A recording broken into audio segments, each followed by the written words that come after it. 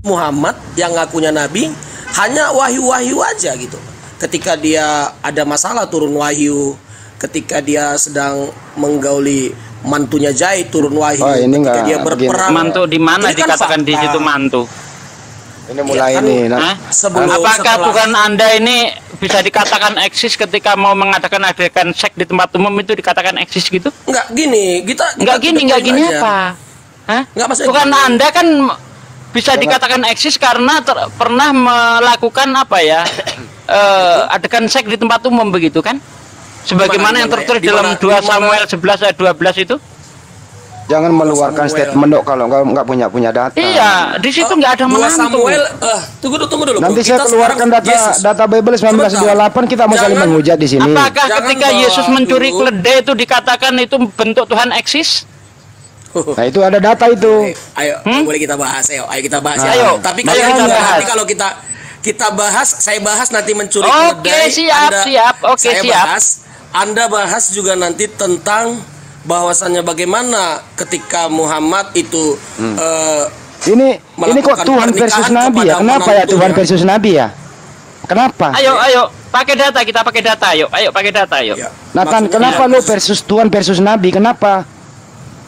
Saya kan Yesus versus Muhammad ini sekarang. Ya berarti lu turun. Jadi Yesus bukan Tuhan dulu. Ini tar dulu. Yesus bukan Tuhan. Tunggu dulu. Kita fix dulu antara sumber wahyu. Yang kedua ini kan membawa wahyu. Oke, baik. Bagus wahyu. Bagus itu. Berarti kamu Yesus menurunkan sebentar dulu. Stop dulu. Berarti kamu menurunkan Yesus bukan Tuhan ya, Nabi ya? Tidak karena loh kok tidak? Berarti biar Tuhan keseimbangan. Ntar dulu. Yang mana topiknya nih? Tuhan versus Nabi atau Nabi versus Nabi? Kita gini aja. Saya turunkan dulu status Yesus sebagai nabi. Waduh, turunkan. Iya, jangan ketawa dulu. Kita kan biar fair bro. Biar kita kan mau dialog nih, bro. Kenapa bukan Paulus ya lu ajuin? Kenapa bukan Paulus? Jangan. Kenapa? Saya kan pengikut Yesus, bukan pengikut Paulus. Oke, baik. Jadi kita turunkan. Turunkan permanen apa sementara nih? Sementara lah. Oh, sementara. Ntar kembali lagi jadi Tuhan. Sekarang gini, kita mau masuk dulu ke topik soal esensi seorang nabi gitu loh. Kita sederajatkan dulu Yesus, Musa dan para nabi lain. Oke, stop. Udah paham ya. Jadi dulu untuk langsung Tuhan. Iya, ntar dulu. Tuhan nanti terlalu kejauhan. Jadi tidak ada berbicara Tuhan di sini, berbicara nabi. Jadi detik ini juga Nathan menurunkan status Tuhan Yesus menjadi nabi. Nanti habis diskusi naik lagi statusnya menjadi Tuhan gitu ya. Sekarang kan gini. Dengarkan dulu, harus deal dulu ini topik baru masuk. Saya ulang ya, jangan diganggu. Saya aja menentukan karena kan Yesus kan versi saya. Entar dulu dong. Saya ngomong dulu. Dengerin. Ngomong. Jadi Bro Nathan menurunkan status Yesus sebagai Tuhan menjadi nabi untuk sementara dalam diskusi.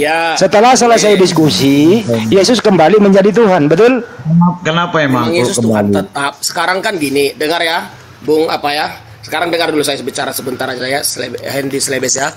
Saat ini kita mau komparasi dulu status ini jabatan Yesus sebagai nabi. Ini mau kita perdebatkan dulu ya. Lebih layak mana dianggap nabi? Ini nabi dulu. Kestatusan kenabian Yesus ya. Versus Yesus Muhammad bukan Tuhan sebagai ya. nabi. Jadi Yesus bukan Tuhan ya. Maksa gitu. Yang lain boleh meluruskan nggak di sini? Kemampuan nalar. Lu nanti dihajar sama Kristen kalau lu turunkan Yesus jadi nabi. Hendy Slabis nggak sanggup menyimak apa yang saya sampaikan. Nathan lu nanti dihajar sama Kristen lain kalau lu turunkan Yesus menjadi nabi. Tidak juga. Sekarang kan gini. Bisa nabi. Kenapa emang? Bisa. Iya betul. Sandi. Tuhan, nabi bisa Yesus. Namanya bisa betul. Siapa itu? Itu bijak itu yang ngomong. Ini ribut sama Kristen kalau gini jadinya. Dengan kamu paksa ya, kehendakmu menurunkan nabi bisa, Yesus bisa nabi, bisa rasul, bisa Tuhan, ini namanya Tuhan maunya sendiri bisa. Itu ayatnya mana itu? Bahwa nabi juga Tuhan, nabi bisa jadi Tuhan, itu ayatnya mana? Tuhanku, nabiku, rasulku. Iya, ayatnya mana? Bahwa Tuhan antara utusan dengan Tuhan itu sama, ayatnya mana? Cari aja sendiri. Ayo. Sama bisa. Bukan sama. Iya, mana ayatnya? Cari sendiri. Bahwa seorang utusan sekaligus dia adalah Tuhan tuh ayatnya mana? Cari sendiri zaman Aduh, orang kau yang bawa argumen, kau yang membuktikan, kau yang bawa dalil dong. Ada banyak ayatnya silakan. Ada banyak ayatnya Yesus sebagai seorang nabi. utusan itu bisa sekaligus Tuhan. Ayo. Ayatnya mana? Ayo. Gini, Sugi. Ayatnya mana? Jangan lari dari saya. Ayatnya mana? Dengar dulu ya. Ayatnya mana? Jangan ngibul dong. Muhammad. Ayatnya gimana? Apa? Pertanyaannya apa? Memang Muhammad. Di mana ayatnya seorang utusan itu sama dengan yang mengutus? Di mana ayatnya yang utusan itu sama dengan yang mengutus? Itu. Itu aja pertanyaannya. Sekarang saya jawab. Iya. Sebelum saya jawab pertanyaan itu, sekarang saya tadi kan dengan Hadis Lebes mau tunggu dulu. Kita jangan lari kemana-mana. Ini biar jangan ini. Nah ini topik udah ini nggak lari topik. Diminta datanya dulu itu. Topiknya lebih tadi kan Handis Lebes mengatakan kami dijawab dulu itu pertanyaannya. Tunggu dulu Handis Lebes. Anda tadi ngomong lari. Apakah Anda masih menuhankan manusia? Betul tidak? Anda bertanya tadi di awal. Enggak usah kasih itu dulu, ini dulu datanya dulu mana. Ini kan udah terjadi nih topik nih. Kalian itu berdua mengatakan bahwa Yesus itu ya nabi, Yesus itu ya Tuhan. Nah, saya minta datanya di mana bahwa seorang nabi itu sekaligus Tuhan. Atau seorang nabi itu sama dengan yang mengutus. Utusan sama dengan yang mengutus gitu loh. Jadi kita soal kenabian Muhammad nggak usah dulu kita bahas. Ya itu nanti nyambung ke sana juga. Oke, silakan. Mana ayatnya bahwa seorang utusan sama dengan yang mengutus? Kenapa takut? Katanya tadi mau menunjukkan ayat. Saya akan kenapa takut? Ayat mana ayat? Tunjukkan. Saya banyak tunjukin banyak bukan satu. Oke, silakan. Saya akan tunjukin, tapi Anda buktikan dulu kenabian Muhammad di room ini. Tadi Anda sudah membuat argumen, begitu dikejar ketipuan Anda takut. Anda mau tipu-tipu di sini seorang utusan sama dengan yang mengutus. Sugi, Anda tahu nggak Sugi? Teman-teman Muslim kebanyakan mau bertanya tentang Kristen, tapi tidak mampu menjelaskan Islamnya. Nathan, lu bisa diskusi nggak sih? Nathan, stop dulu. Cuma juga nggak sanggup. Ini loh gini, kenapa itu saya kejar? Karena itu saya anggap tipuan. Kalau Anda tidak mau saya anggap tipuan, tunjuk dong bukti di mana bahwa seorang utusan sama dengan yang mengutus. Ayo. Saya tunjukkan, setelah saya tunjukkan, Anda buktikan kalau Muhammad itu sebagai nabi dan pembawa kecil, gampang. Nanti saya tunjukin. Deal ya. Kecil, gampang. Nanti setelah saya tunjukkan ayatnya di mana Yesus dia adalah Tuhan sekaligus utusan. Iya. Ya. Ayat dari Yesus ya. Ayat. Dari ucapan Yesus ya. Iya betul. Nah, setelah saya tunjukkan, Anda harus siap-siap di room ini siapapun Anda. Siap. Kecil. Anda harus siap-siap membuktikan. Iya, sekarang tunjukin aja ayat, nggak usah banyak omong. Iya, tuh. Kalau Anda bisa membuktikan Muhammad itu memang nabi yang memiliki standar sama dengan Musa. Mau lari atau mau gimana ini? Kok nggak jawab-jawab? Tidak lari kecil lah menjawab. Ya udah, silakan. Tunjuk ayat di mana seorang utusan sama dengan yang mengutus. Ayo, menurut Yesus. Ini saya bantu jawab nih. Ya, jawab silakan. Yang lain dulu jawab. Oh, Nathan nggak bisa jawab, minta bantuan. Bisa. Saya jawab bentar. Ya udah, lu hentikan temanmu, jangan. Saya bisa gitu loh. Tapi katanya mau dijawab. Ya silakan siapa aja boleh kok. Oke. Silakan. Yohanes. Bentar Bang. Menurut Yesus silakan. Yohanes 3 ayat 1. Adalah seorang Farisi yang bernama Nikodemus, seorang pemimpin agama Yahudi. Kedua, ia datang pada waktu malam kepada Yesus dan berkata, "Kami tahu bahwa engkau datang sebagai guru dan diutus Allah. Sebab tidak ada seorang pun yang dapat mengadakan tanda-tanda yang engkau adakan itu jika Allah tidak menyertainya." Apa sih? Apa ini jawabannya apa ini? Apaan ini? Yohanes 3 ayat 1 coba ya kita baca ya baik-baik. Apaan ini? Adalah seorang Farisi yang bernama Nikodemus, seorang pemimpin agama Yahudi. Ia datang pada waktu malam kepada Yesus dan berkata, "Rabi, kami tahu bahwa engkau datang sebagai guru yang diutus Allah."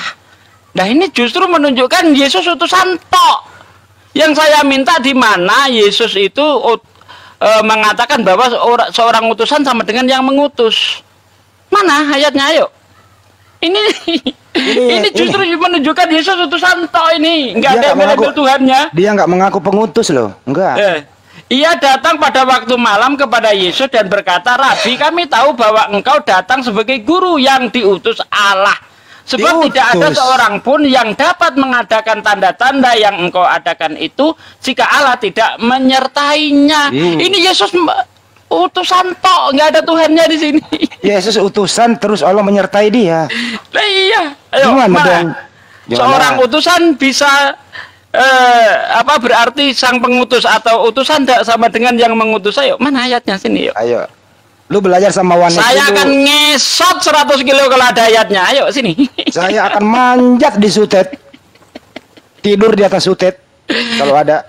Kalian ini memberitakan Yesus dengan tipuan, nggak pakai dalil. Sudah. Oke, lanjut. Saya jawab. Saya kasih 2 ayat ya sekarang ya. Oke. Yang ayat pertama. mana? Kisah 9 ayat 5 sampai 7. Tahan dulu bentar Bang Nathan, soal banyak yang mau naik, aku bingung nih. Bang Edukasi, ya selamat siang. Ini Bang Edukasi dari Kristen atau Islam? Jangan terlalu banyak dulu, ini dulu Nathan dulu kelarin. Nanti pindah. Iya, Mas nanya dulu. Kisah para Rasul memang perkataan Yesus ya? Itu Paulus Boro, bukan Yesus. Gimana sih lu? Yang saya minta di mana Yesus mengatakan bahwa seorang utusan sama dengan yang mengutus. Sekarang dari kalau tadi. Sekarang kalau Quran Anda saya jangan pindah dulu. Jangan pindah dulu. Di dalam Bible itu, ayat 57 baca kisah 9. Bro, lo jangan bodohin orang. Di dalam Bible itu ada perkataan Yesus, ada perkataan sahabat Yesus, ada perkataan orang-orang yang tidak dikenal Yesus. Nah, sekarang Anda membawa yang mana? Perkataan Yesus, sahabat Yesus, murid-murid Yesus yang mana nih? Perkataan Yesus langsung. Nah, oke, perkataan Yesus langsung, silakan. Ya, kisah 9 ayat 5 sampai 7. Itu bukan pernyataan Yesus. Itu bukan pernyataan Yesus, Bro. Oke, kita cek dulu Bang Adi, biar kita para Rasul 5. Kisah berapa? Buka Yohanes 4:3 ayat 28. Bentar. Yang ini dulu. Kisah para Rasul 5 ayat berapa? Nah, biar Kisah kita para Rasul 9 ayat 5 sampai 7. 9 ayat 5. 5 sampai berapa? 7. Ya udah. Sebelum Anda jawab, Anda siap-siap buktikan keeksisan Allah di masa Muhammad. Jawab Saulus. Oke ya. Ini jawabannya pakai ini Bang Andi.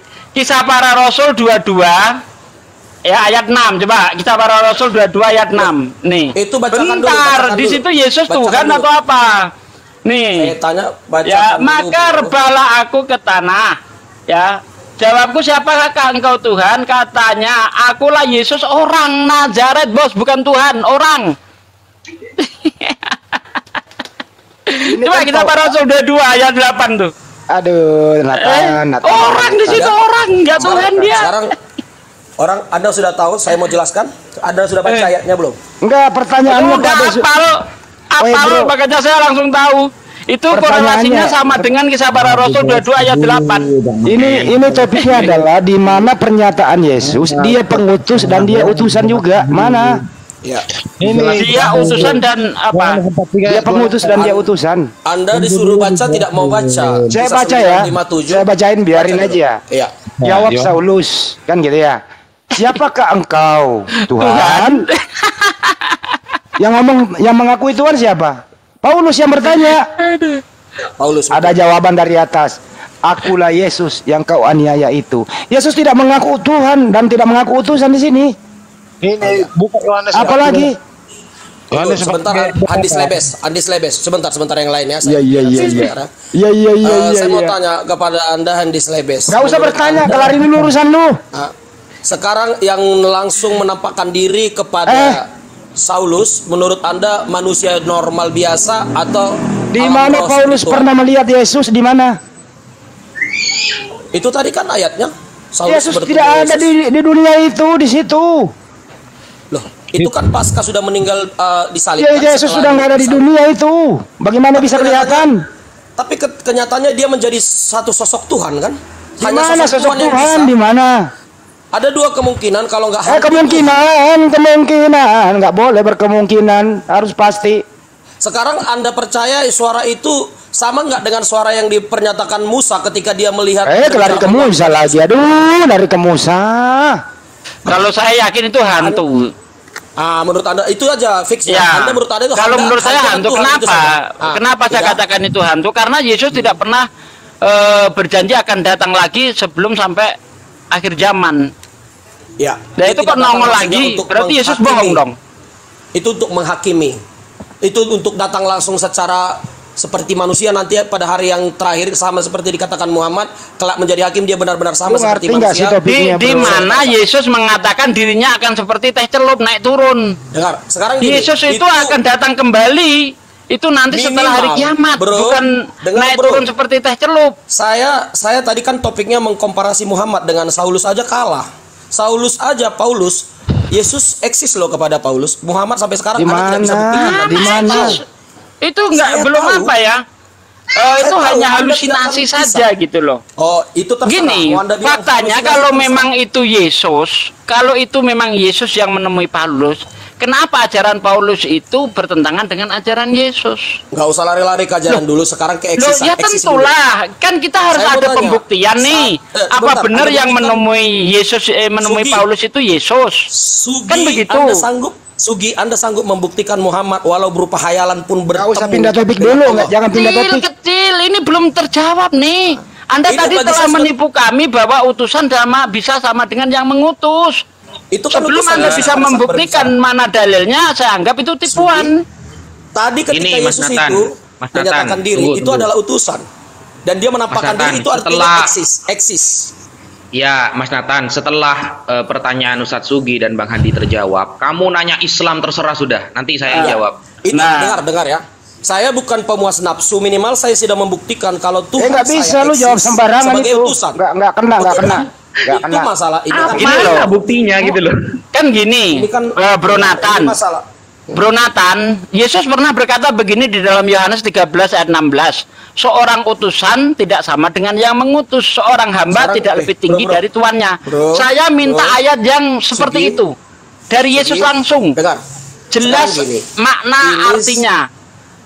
Yesus pernah ngomong begini, seorang utusan sama dengan yang mengutus, seorang hamba sama dengan tuannya. Coba di mana ayat seperti itu? Dengar, ini dengar ya. Saya hanya butuh klarifikasi dari kalian. Buktikan bahwasannya Tuhan Anda itu eksis. Bukan itu topiknya, pindah. Ini permintaan saya belum apa ya. Anda kan dengar. Gini bro, berarti tadi nipu ya. Kalau Anda akui nipu, kita berpindah topik. Kenapa nipu bro? Memang Tuhan kami eksis. Itu datanya mana? Itu Anda tadi mengatakan bahwa utusan sama dengan yang mengutus. Saya minta ayat. Kan Anda belum bisa menunjukkan. Sementara saya mengatakan bahwa utusan tidak sama dengan yang mengutus. Ada ayatnya, Yohanes 13 ayat 16. Nah sekarang saya minta ayat yang serupa. Ya, di mana Yesus mengatakan seorang utusan sama dengan yang mengutus. Ayo, sini. Yesus ketika datang ke dunia menjadi nabi, dia kan utusan. Oke, deal. Terus kapan dia mengutus? Kemudian Yesus sebagai Tuhan yang di Kisah Para Rasul 9 tadi menyatakan diri kalau Anda bilang Tuhan. Tuhan di situ. Coba Anda baca di dalam Kisah Para Rasul 22 ayat 8, aku orang Nazaret. Sekarang baca tuh, bro. Sekarang intinya saya mau tanya sesuatu. Nggak usah tanya dulu, selesaiin dulu. Nggak bisa. Tunggu dulu. Ketika Allah berbicara, nggak bisa. Menurut Anda itu sekarang selesaikan dulu tugasmu, baru kau bertanya puaskan bertanya nanti. Selesaikan dulu ini argumentasimu sendiri loh. Atau Anda tidak bisa, itu hanya hayalan saya, asumsi saya. Oke, kita terima. Iya. Enggak saya kejar. Tinggal ngomong saya cuma nipu, asumsi doang, baru pindah. Tidak. Ya udah buktikan. Tidak, tunjuk ayat dong. Ayo buktikan. Tunjuk ayat. Saya buktikan ayat tadi. Dengar. Ayat mana Yesus mengatakan dirinya sama dengan yang mengutus? Ayo. Sugi ini menang kuat suara. Kalau roh mengutus firman ya bisa dong. Nah, mana ayatnya roh mengutus satu firman? Hakikat itu kan mereka satu hakikat tapi bisa dipisahkan. Iya. Jadi kalau roh saya mengutus jiwa saya ya bisa dong bang. Itulah keesaan. Kan kau yang dibuktikan di sini. Yesus berkata, data kita minta. Yesus berkata, aku ini pengutus dan aku juga diutus. Mana? manusia diciptakan menurut gambar rupa diam dulu, Allah. ayo diam dulu, kasihan Ya, dengar Nathan dulu. nanti. Jadi kami ini gambaran dari Allah. Jadi kalau jiwa saya atau roh saya mengutus jiwa saya bisa dong. Dalil bos, bukan butuh kita terus. Kita butuh Iya. dalil. Ayo pakai dalil, setiap bicara pakai dalil yuk. Oke. Ayo. Dalil, Di dalil. imamat. Aku mengutus aku kepadamu. Ada loh. Cari Itu dulu, Musa, cari tuh kan Musa, bro. Tuh, dikasih tahu kan. Itu bukan Yesus. Itu bukan Yesus. Itu Apa yang bukan harus aku Yesus. katakan kepada orang Israel? Masa Musa Katakanlah, mengutus aku Musa? mengutus aku kepadamu. Masa Artinya Musa Tuhan mengutus mengutus Musa. Bukan Tuhan mengutus Tuhan. Kacau ini orang ini. Yang topik hari ini adalah ya, Nathan ini mengatakan Yesus itu pengutus dan dia juga diutus. Gitu loh. Pengutus sama dengan yang diutus. Mana datanya? Yesus yang ngomong kayak gitu.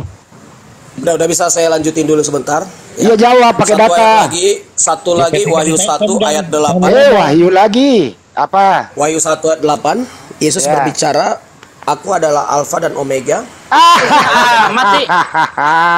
Susah amat dimintain keterangan. Kan Yesus ngomong begini nih. Ya, seorang utusan tidak sama dengan yang mengutus, seorang hamba tidak lebih tinggi daripada tuannya. Patahkan ayat ini dengan perkataan Yesus yang sama, seorang utusan sama dengan yang mengutus, seorang hamba sama dengan tuannya. Coba mana ayatnya? Yang bilang Yesus Patahkan tuh, letter luck itu, soalnya ayatnya itu letter luck gereja. dia. Patahkan dengan yang letter luck, jangan asumsi. Yang jelas, aku buktikan menurut iman saya dulu. Anda Bukan buktikan iman yang dia ngomong data. Ini bicara ayat, Dan bukan disertai- bicara iman. disertai data juga. Sekarang Mana Anda data? buktikan. Aduh. Tadi dengar ya, dengar. Ngaku Yesus- aja deh, gue cuma nipu udah. Lu yang Dengar, bertanya dengar. lagi. Yesus sebagai manusia kan dia utusan. Oke. Nah, terus Tapi dia bisa menjadi seorang Tuhan menampakkan diri. di mana? Di mana dia mengatakan saya Tuhan menampakkan diri di mana? Sekarang gini, Anda nggak percaya yang menampakkan diri kepada Ya di mana saya dan datanya? Lu kepada ngarang doang. Kisah 9 tadi? Lah karena di dalam kitab para rasul 22 ayat 8 Yesus ngaku orang. Coba baca. Lucu Anda. Baca kisah para rasul 22 ayat 8 coba dibaca. Ngaku orang di situ. Sugi, Aku orang Nazaret. Nah. Sugi, dengar. Ketika Daud, Yakub juga bergulat dengan Jangan ke Yakob dulu, jangan kemana-mana. Nggak, jangan pindah Anda topik. itu hebatnya. Ini kami cara Kristen. ngeles ini Pak De. Ada, Ngeles dia. ada nih. referensi. Ngaku ada aja nggak ada, ngaku aja. Ini kalau Habis teman-teman kamu Muslim, ngaku, kamu yang bertanya giliran- lagi. Giliran Udah, diserang. ada enggak usah kemana-mana deh. Simple gitu loh. Ada enggak ayatnya Yesus mengatakan seorang utusan sama dengan yang mengutus? Udah. Sekarang gini, ada enggak? sekarang Anda boleh tidak puas dengan jawaban kami karena Ya ini karena iman tidak kami bahwa sesuai saya- dengan Dengar. apa yang Nggak, kenapa tidak sesuai? diajarkan Yesus. Begini, Anda teman Muslim. Tunggu. Ada nggak ayatnya Yesus berkata, aku bukan Tuhan, jangan sembah aku. Ya bukan itu, bukan itu topiknya, bukan. Tapi dia menerima penyembahan gitu loh. Bukan itu topiknya. Gitu loh, itu sama pertanyaanmu. Makanya dengerin Ini. dari awal dulu. Ini Bang Andi Silakan Selebes. berkata Yesus itu pengutus dan dia juga diutus. Pengutus dan diutus sama. Bukan itu topiknya. Tunggu. Kalau nggak dengar dari awal diam. Ya, Silakan tunggu, Nathan biar- buktikan biar- tipu-tipuanmu. Gini aja, apa namanya adminnya siapa Bang apa? Ya, aku tunggu, aku jelasin dulu ya mainnya supaya jangan timpa-timpa. Ini mau siapa sama siapa. Yang belum ngomong mohon sabar ya. Soalnya kan biar ada giliran ya yang pertama. Terus ini kan Bro Nathan, kalau mau ditemani sama Bang Finandar boleh karena Ustadz Sugi kan sama Bang Andi ya. Soalnya supaya adil. Oke, ini Bang Nathan mau sama Bang Finandar atau sama Bang Angkang? Nggak apa-apa sih, semuanya bisa bicara. Yang penting Ya. topiknya kena, gitu loh. Topiknya Gini, dulu ini Berantakan, adalah Bang, gini ya. berantakan, harus dibatasi memang. Ntar dulu ya, gini bro. Berantakan Ini dulu. dengarkan Harus dulu dikasih topiknya. kesempatan, harus dikasih kesempatan. Harus ini, Bang. Setelah Nathan membuktikan argumentasinya, kalian boleh bertanya. Argumentasinya Nathan dari awal mengatakan begini, pengutus itu sama dengan yang diutus. Nah, mana data itu? Sekarang gini, biar kita enak diskusinya, dikasih timer dong. Nggak bisa. Itu- Ini aja dulu, lu di pakai Selebes. data, lu pakai waktu 6 Lebih hari fair malam. dikasih timer, lebih fair dikasih timer. Ya. Gitu aja Nggak Bang usah, Andi. nggak bisa. Sekarang lu buktikan Itulah, Bang. dulu. Buktikan Iya. aja. Di dalam timer itulah Andi dibuktikan. Slebes. Iya, nggak Andi perlu. Slebes. Di mana datanya? Kalau bicara- Yesus Perlu itu dong. adalah bicara pengutus dan diutus. dipotong-potong itu Udah. sama di Slebes itu. Enggak pakai data, mana datanya? Loh, data saya belum jelasin, Anda sudah potong. Gimana caranya? Orang nggak tertulis tadi. Memang kalau mau fair, kalau sesuai akal kasih timer. Itu Bang Andi. Gini. Timer terlalu. Berani nggak kasih timer? Gini. Timer itu area untuk bermanuver, berasumsi, lari dari topik. Itu. Tunggu. Iya, boleh gini aja. Tunggu. Dua kubu diam. Gini aja ya. Bang Nathan ngomong, habis itu Bang Handi, baru Bang Finander, baru Ustadz Sugi ya. Urutannya gitu. Oke? Iya, berapa lama? Silakan. Mereka kadang kalau ngomong. Nah, ini kembali topiknya. Saya dulu ya, kasih topiknya ya. Saya dulu nih. Setengah jam. Topik yang dibawa Nathan tadi itu sesuai argumentasi Nathan, dia mengatakan gini, bahwa pengutus itu sama dengan yang diutus. Sekarang cari datanya. Itu aja, sederhana kok. Cari data. Silakan. Temanya harus dikomparasi dengan Muhammad. Jangan habis ini nanti kau yang bertanya lagi. Ya. Jadi temanya seperti ini. Kita itu mulai ngeles lagi kan? Ngeles lagi kan? Nih, belum dijawab. Muhammad dibahas. Giliran Muhammad dibahas pada ketakutan. Ya nanti kau bertanya tentang nabi kami. Ngeri memang. Selesaikan dulu argumentasimu. Nah, kecuali kau bilang, "Oh, saya hanya nipu, tidak ada." Ya, selesai. Gitu loh. Anda di room manapun nggak ada yang membuktikan Allah itu eksis sama Muhammad. Aduh, pindah topik lagi. Ngaku aja bahwa saya tak cuma nipu, salah ngomong. Sekarang gini, bro, kita Kristiani dengan iman kami membuktikan. Pindah topik gimana ini, nggak bisa jawab. Gua nggak kasih ngomong ya. Suara gua lebih gede dari lu ya. Suara saya lebih gede dari kamu gitu ya. Sekarang mana datanya? Pengutus dan diutus sama. Mana datanya? Itu aja dulu. Nah, kalau kau bilang, "Oh, saya cuma nipu," ya selesai. Oh, tidak nipu. Ya mana datanya, mana? Kenapa masalah ini kita kejar? Karena ini kalau kita biarkan bisa nyesatin orang, bahwa utusan sama dengan yang mengutus itu menyesatkan orang gitu. Kecuali Anda bisa bawa data. Ayo, data dulu, baru pindah topik. Oke, saya akan bawa data di sini, tapi kita bergantian dengan adil ya. Oke, silakan. Siap. Yang lain nanti teman-teman yang lain silakan juga ya, dari Christian bantu ya. Ada data Anda ya. Nah, dengar ya. Saya akan bawa data, tapi Anda juga harus bawa data bahwasanya Allah itu memang layak disetarakan dengan Nabi Musa. Minimal Musa saja, nggak usah Yesus. Ketinggian Yesus, Musa saja ya. Itu harus Anda buat data bahwasanya Allah itu memang eksis kepada dia. Ya, cepatkan bawa data, nggak usah pakai pengantar. Saya juga bisa saya sebut Nabi yang ke-29 saya. Oke. Langsung data aja. Data saya yang pertama, kasih waktu saya berbicara 2 menit ya. Data saya yang pertama, bagi kami secara iman sangat mempercaya perkataan itu karena kami lihat juga. Iman itu bukan data. Wes. Kok iman kok dipakai kata? Jangan itu, Bang. Yang seperti ini dia. Gaya selebes di mana-mana gini. Enggak nyambung. Mending lagi sama Juma daripada dia. 2 menit. Juma masih lebih mending. Ini dia motong dia langsung terus itu. Ini hebatnya habis selebes ini. Iya. Nah, kalau Juma masih mending kasih waktu dia. Ini nggak mau ngasih waktu dia. Kasih timer aja biar fair, gitu aja Bang Selebes. Bang Dokter Akal. Iya, soalnya nggak ada lagi teman ini. Soalnya kalau aku buka nggak bisa. Ya mungkin silakan, kalau streamnya gampang, ini agak susah TikTok. Silakan Bang Nathan. Aku bisa sebentar Bang Nathan begini. Jadi silakan. Dasar pemikiran Bang Nathan, teman-teman Muslim dan saya itu berpengaruh terhadap konsep ketuhanan kami. Kalau dia topiknya langsung. Kalau dia Unitaria, Allah dipisahkan, dia akan berkata. Bukan itu topiknya. Allah dia akan berkata dengan dulu, utusan sama utusan ada kaitannya. Makanya dengar dulu, inilah perlu timer. Gak bisa, langsung aja. Nah, berdasarkan pemahaman kealahan kami, maka dia bisa kalau dia berkata utusan sama yang mengutus sama. Karena dasar pemahaman dia akan Tuhan itu didasari oleh dogma dia. Kalau ke saya tidak sama, karena saya penganut Tritunggal misalnya. Karena yang diutus dengan yang mengutus tidak sama. Tidak sama, Anda diam. Iya.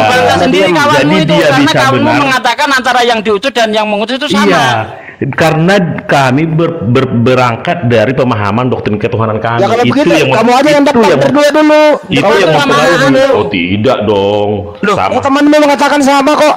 Iya. Anda mengatakan tidak sama.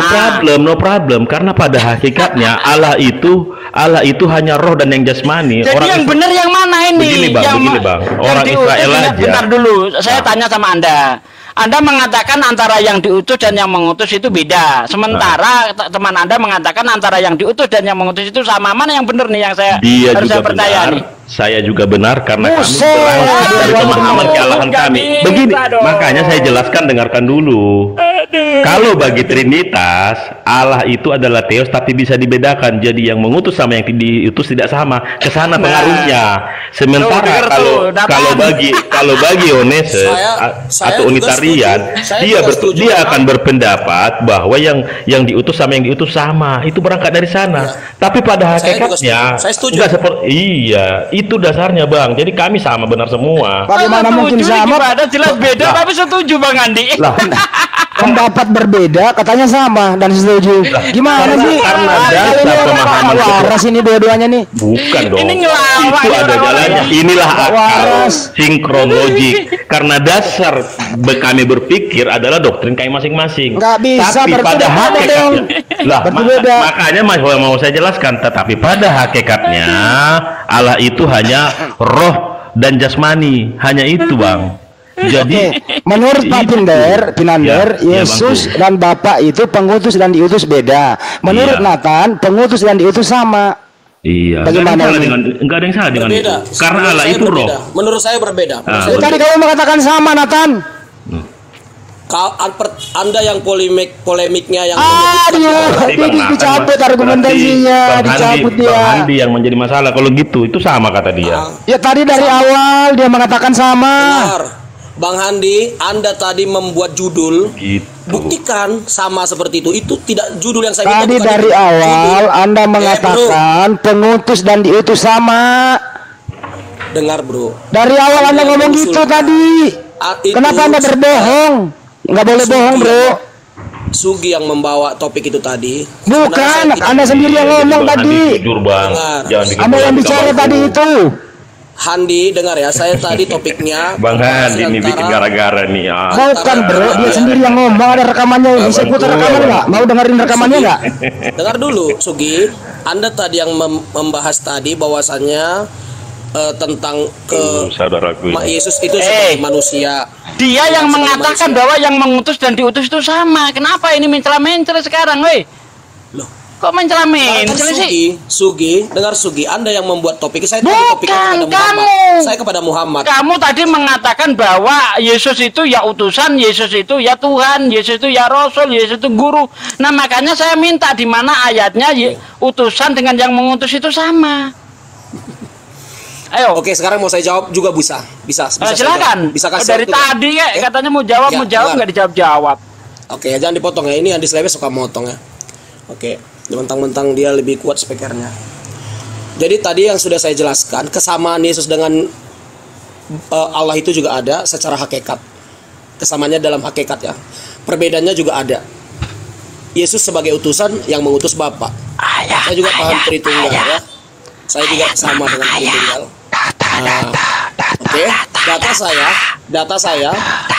Dengar ya, Bro. Data saya Kisah Para Rasul 9 tadi ayat 5 sampai 7. Bagi iman kami ketika sesuatu wujud muncul itu antara dua, kalau nggak hantu Tuhan. Ya. Dan iman kami setuju itu adalah Tuhan Elohim dalam Yesus Kristus ya. Oke, kalau Anda bawa Kisah Para Rasul 9 ayat 5 itu dibantah pakai Kisah Para Rasul 22 ayat 8. Yesus di situ ngaku orang. Kisah Para Rasul 22 ayat 8 itu juga saya setuju karena memang Yesus berwujud orang betul. Karena jangan ketawa dulu, Anda ketawa merusak apa loh telinga orang di sini. Lanjut. Dengar ya. Orang tuh, dengar bro. Ketika Adam dan Hawa juga yang berbicara kepada Adam dan Hawa itu orang loh, bukan Tuhan. Wujudnya kayak orang. Berarti beda dong. Di mana? Bentar. Di Kejadian berapa bahwa Tuhan itu wujudnya orang? Di mana nih? Ada banyak ayatnya Tuhan menampakkan diri seperti orang kepada Abraham. Iya, kita cek ayat yuk. Ini gabrul lagi. Ayo kita cek di mana Adam ketika menemui Tuhan ketika menemui Adam itu disebut orang. Mana? Wujudnya sebanyak lu ngomong, Bro. Iya, wujudnya seperti orang di ayat mana? Lu ngomong semakin salah lu ya. Ketika Elohim berbicara, itu seperti orang atau seperti burung? Kukuruyuk gitu apa tidak? Tidak dikatakan seperti apapun di situ. Kalau ada suara itu, menurut Anda suara itu bahasa orang atau bahasa hantu? Coba Anda sebutkan. Hantu apa? Anda bicara wujud atau bicara suara? Wujud itu bisa suara loh, Bro. Bukan suara. Aduh. Wujud itu banyak jenisnya, Bro. Suara juga. Wujud kok suara, gimana sih ini orang nih? Suara wujud ada aja kok ini. Setiap yang mewujud itu udah, kalau suara manusia ya manusia. Kalau suara burung ya suara burung, itu wujud. Satu penampakan itu kembali ke topik aja, kembali ke topik. Berarti Tuhanmu wujudnya orang gitu. Iya, seperti itu sering terjadi di perjanjian lama, di zaman Musa. Iya, di perjanjian lama ada. Padahal Tuhan itu tidak seperti ciptaannya loh. Hendak dengan siapa aku akan engkau umpamakan, hendak dengan siapa aku engkau bandingkan. Lah kok katanya wujudnya orang. Parah ini. Sugi, Anda cari dulu Theophany di Google. Theophany. Baca Bilangan 23:19. Allah bukan manusia, Bro. Oi, Allah bukan manusia. Ini bicara wujud, Bro. Tadi kan saya menampakkan kepada saya tadi bilang manusia itu Tuhan. Gimana sih kamu ini? Aduh. Hanya fisik, tidak orang. Ya udah kembali ke topik. Anda itu tinggal bawa satu ayat. Sebagaimana saya bawa tadi, seorang utusan tidak sama dengan yang mengutus, seorang hamba tidak lebih tinggi dari tuannya. Sekarang tunjukkan kepada saya Yesus itu sepadan dengan Tuhan. Dengar, Bro. Yesus juga mengakui, dengar, Sugi, Yesus juga mengakui Bapa lebih besar dari aku. Nah ya, kenapa Anda samakan? Kena dia. Makanya bukan kena. Memang benar Yesus nggak sama dengan Bapa. Tadi katanya sama dengan yang mengutus. Gimana sih? Kesamaannya yang Anda tidak mau terima. Ini Anda debat dengan diri sendiri loh. Dengar ya. Ini komen ya. Boleh nggak saya jelaskan kenapa tidak sama tapi satu? Saya nggak bilang satu. Kenapa tidak sama tapi sama? Begini aja, Anda pakai pendapatnya Lamsan Naibahu. Ya, Yesus itu maha kuasa, tidak maha kuasa. Yesus itu sama dengan Bapa, tidak sama juga. Lu pakai aja itu, lu ngomong sendiri sampai 6 hari gitu. Itu pendapat dia, terserah dia. Pendapat saya sekarang. Ya kamu tadi berpendapat Yesus itu sama dengan Bapa. Sekarang kamu jawab lagi Yesus itu dan Bapa tidak sama. Yang mana yang benar? Yang benar kedua-duanya, tidak sama. Kedua-duanya benar. Nah, makanya saya mau jelasin ya. Ketidaksamaannya di mana, kesamaannya di mana? Anda mau dengar? Ya pakai data. Okay. Pakai data bukan pakai iman. Kesamaannya adalah Yesus dikasih tugas sebagai hakim yang adil. Hanya Tuhan yang menjadi hakim dan dia menjadi hakim. Itu dikasih berarti nggak sama. Loh, kenapa tidak sama? Masa orang yang sama dengan yang mengasih sama gimana sih? Pengasih sama yang dikasih kok sama? Sama. Kenapa sama? Karena Oke, Bang Andi, kalau begitu Tuhanmu sama dengan iblis dong, karena Tuhan memberi kekuasaan terhadap iblis. Sama. Beda. Loh, beda dari ini. Kuasa iblis tidak menjadi bukan masalah hakim. Itu gini, Bro. Ya. Anda kan mau mengatakan bahwa yang diberi dan yang memberi itu sama. Tuhan sama. Anda memberi kekuasaan kepada iblis. Lukas 4 ayat 6. Apakah Tuhan Anda sama dengan iblis kalau begitu? Kekuasaan dia tidak seperti fungsinya seperti Tuhan. Bukan masalah kekuasaannya. Dari kata memberi ini loh. Anda kan mau mengatakan bahwa yang diberi dengan yang memberi itu sama. Yesus diberi kekuasaan.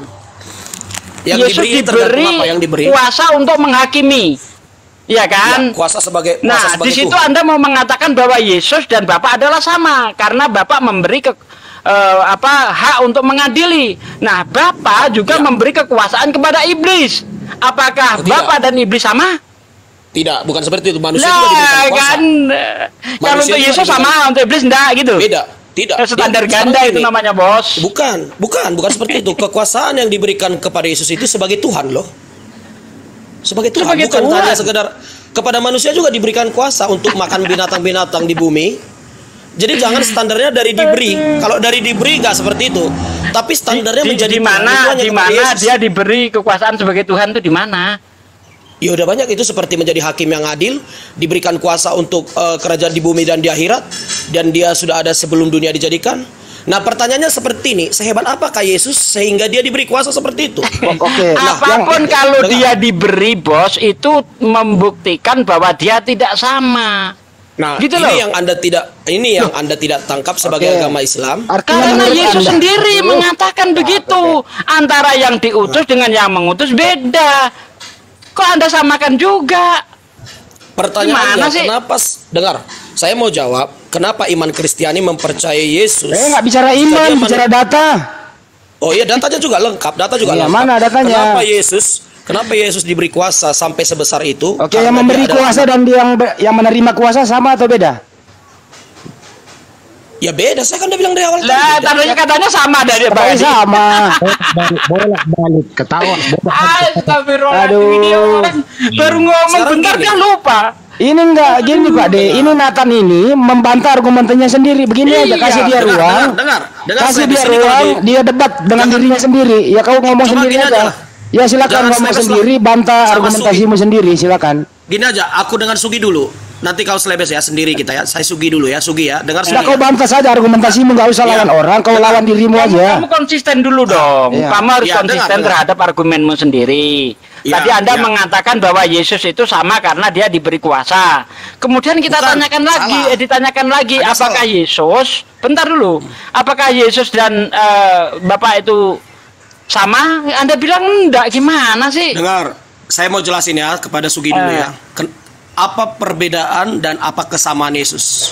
Saya jelasin. Silakan. Dan tolong diam ya 1 menit. Ya, apa ini perbedaan 12, apa persamaan? Silakan. 12 ya. Persamaan Yesus, perbedaan dulu. Perbedaan Yesus dengan Bapa adalah Yesus mengatakan Bapa lebih besar dari aku. Aku diutus dan menjadi hakim, segala kuasa di bumi dan di surga ada di tangan saya. Itu perbedaannya. Artinya Yesus diberikan dan diutus. Itu perbedaannya ya. Kesamaannya di mana?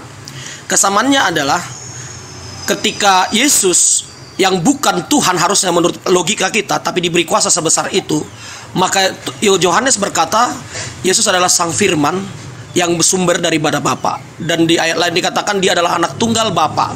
Artinya memang kuasa yang diberikan Bapa itu adalah kuasa yang dari dirinya sendiri, yaitu Yesus Kristus. Jadi kami percaya Yesus itu bersumber dari Bapa, tidak dari manusia, tidak dari ciptaan. Makanya dia memiliki wewenang sebesar itu. Nah, kenapa kalau begitu kenapa? Tunggu dulu. Kalau begitu kenapa begitu berbeda? Kenapa bisa sampai sebesar itu diberikan kuasa? Karena mereka memiliki kesamaan dalam satu hakikat. Karena Yohanes 1:1-3 dikatakan bahwasanya firman itu berasal daripada Bapa Sang Firman. Itu adalah Bapa itu sendiri. Ya udah, saya moderatorin aja. Ya. Pak De, tunggu dulu.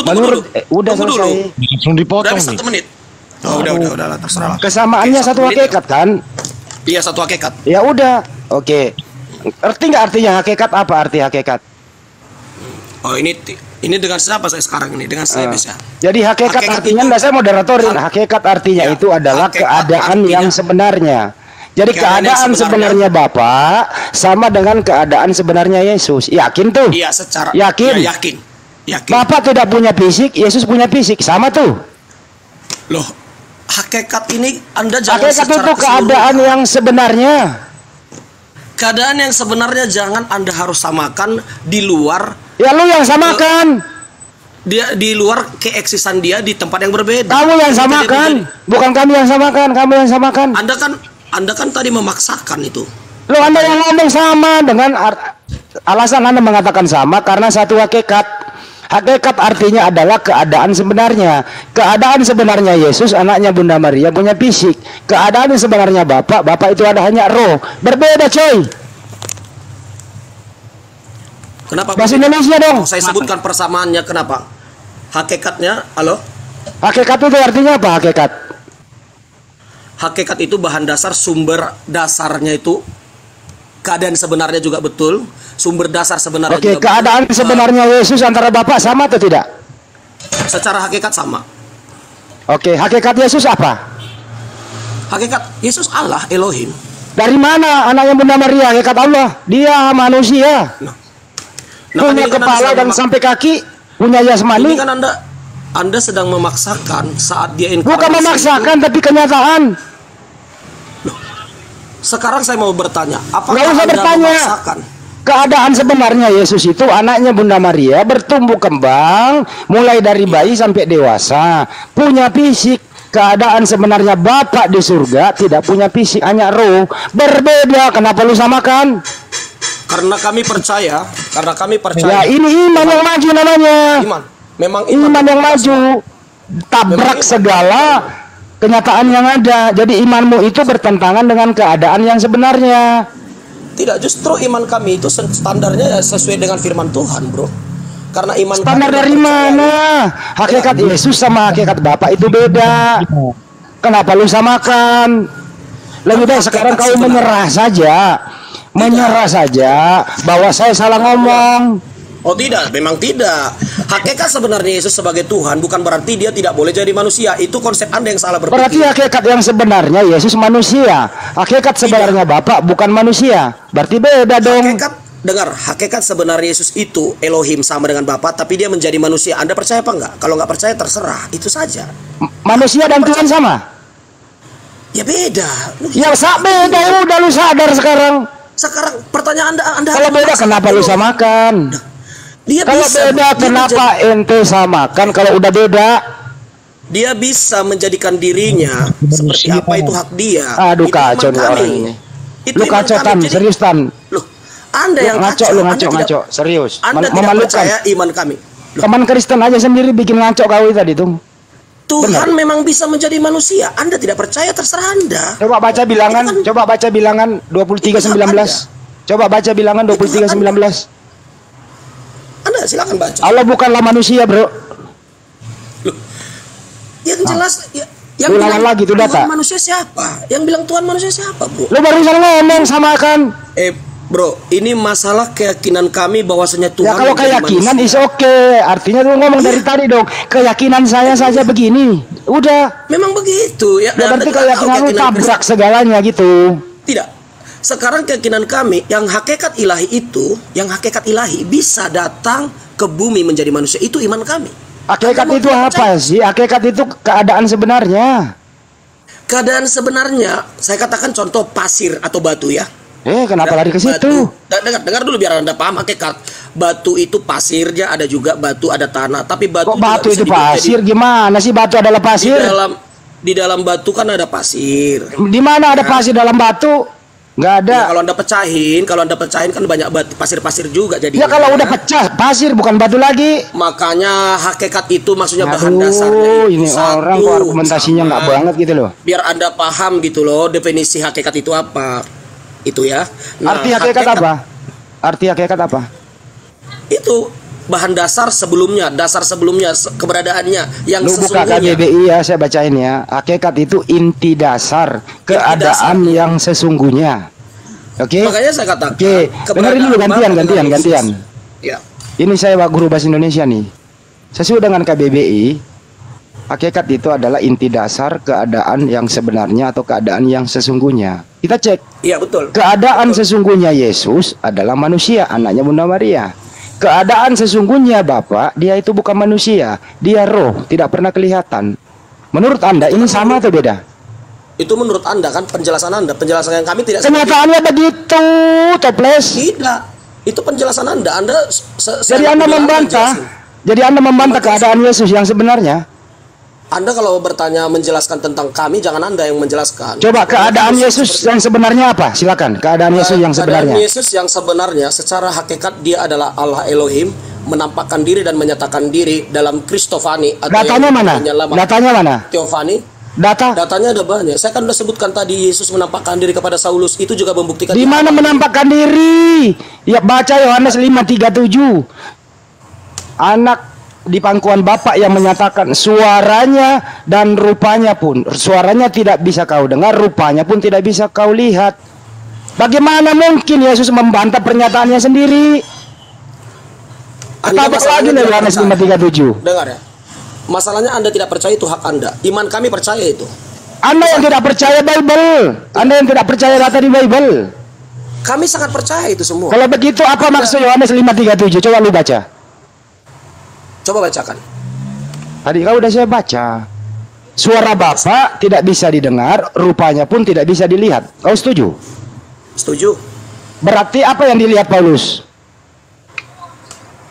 Yang dilihat Paulus, Yesus secara hakikat Elohimnya menyujudkan diri di bumi.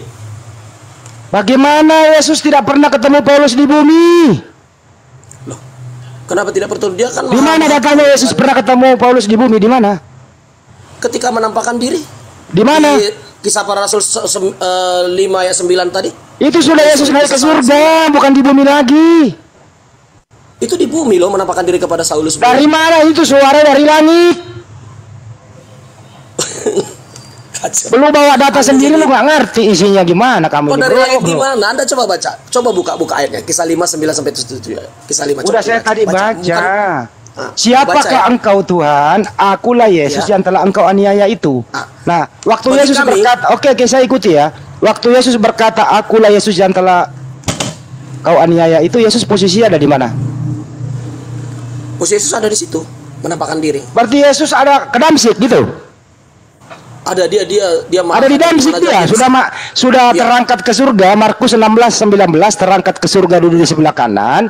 Pas Paulus dalam misi penganiayaannya ke murid kepada ke Damsik, dia jatuh ke tanah rebah buta begitu.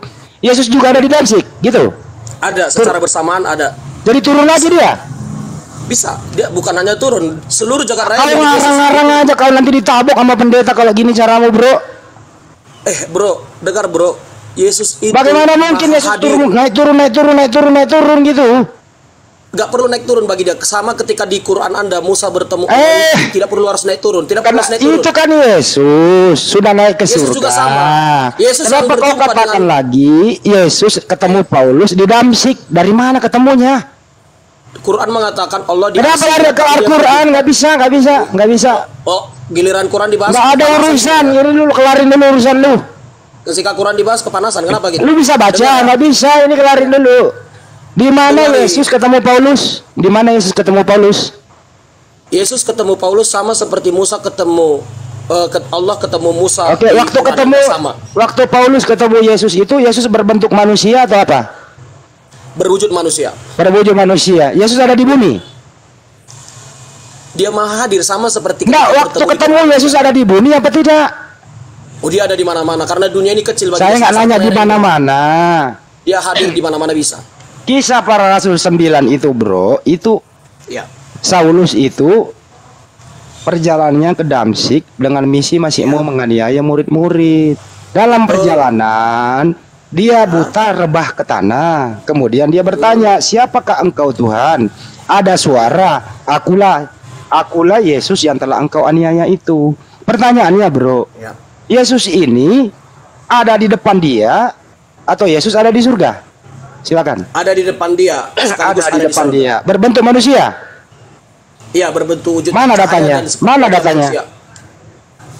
Baca ayatnya. Mana datanya?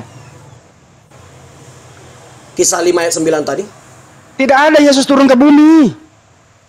Loh, faktanya Saulus berbicara di bumi dan melihat Yesus ada di bumi. Yesus bisa melihat. Yesus bisa hadir sekaligus berada di surga sendiri. Kau ngarang lagi. Kenapa ngarang?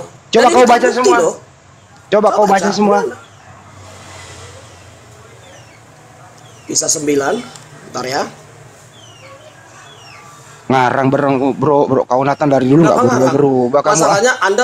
Masalahnya Anda percaya apa tidak itu saja sih, bro. Enggak masuk akal, bro. Jadi Yesus turun lagi ke bumi, naik lagi, turun lagi, naik lagi. Oh, kalau menurut Anda Yesus itu kecil ya gitu memang. Tapi kalau menurut kami dia maha hadir loh. Dia Theophany, Kristofani maksudnya penampakan ilahi. Nggak mungkin hantu lah. Bagaimana kalau mungkin turun ke buset lu ya, lu kebablasan banget, bro Nathan, serius. Loh, kalau Yesus turun lagi loh. Ini banyak Kristen di sini ya. Memang ini lu mengalukan loh, lu diomelin loh, banyak Kristen di sini, bro. Semua setuju. Nggak mungkin, cuma kamu sendiri yang mengatakan Yesus turun ke bumi ketemu Paulus. Cuma lu sendiri, nggak ada yang lain. Dengar, Andi Slebes, sedangkan setelah kepada Saulus, kepada manusia di bumi zaman sekarang juga Yesus sering menampakkan diri. Coba gue sekarang ini. Coba sebentar ya, bro Nathan ya, coba aku tanya. Sampai detik ini. Diam dulu, Angkang. Pak Angkang, percaya nggak Pak Angkang? Di Kisah 409:5 itu Yesus turun ke bumi menemui Paulus. Percaya nggak, Pak? Ada yang mau Kristen berikan pendapat atas argumentasinya Bro Nathan ini? Katanya Yesus turun lagi ketemu Paulus di bumi. Anda nggak bagus untuk diajak diskusi. Ketika dikasih jawaban Anda salah. Jadi jawab dulu ini, bantu temanmu ini. Bukan setuju ya, kami setuju. Oh, setuju. Jadi Anda setuju Yesus turun kedua kali ya? Bukan turun kedua kali dia itu. Begitu menampakkan diri.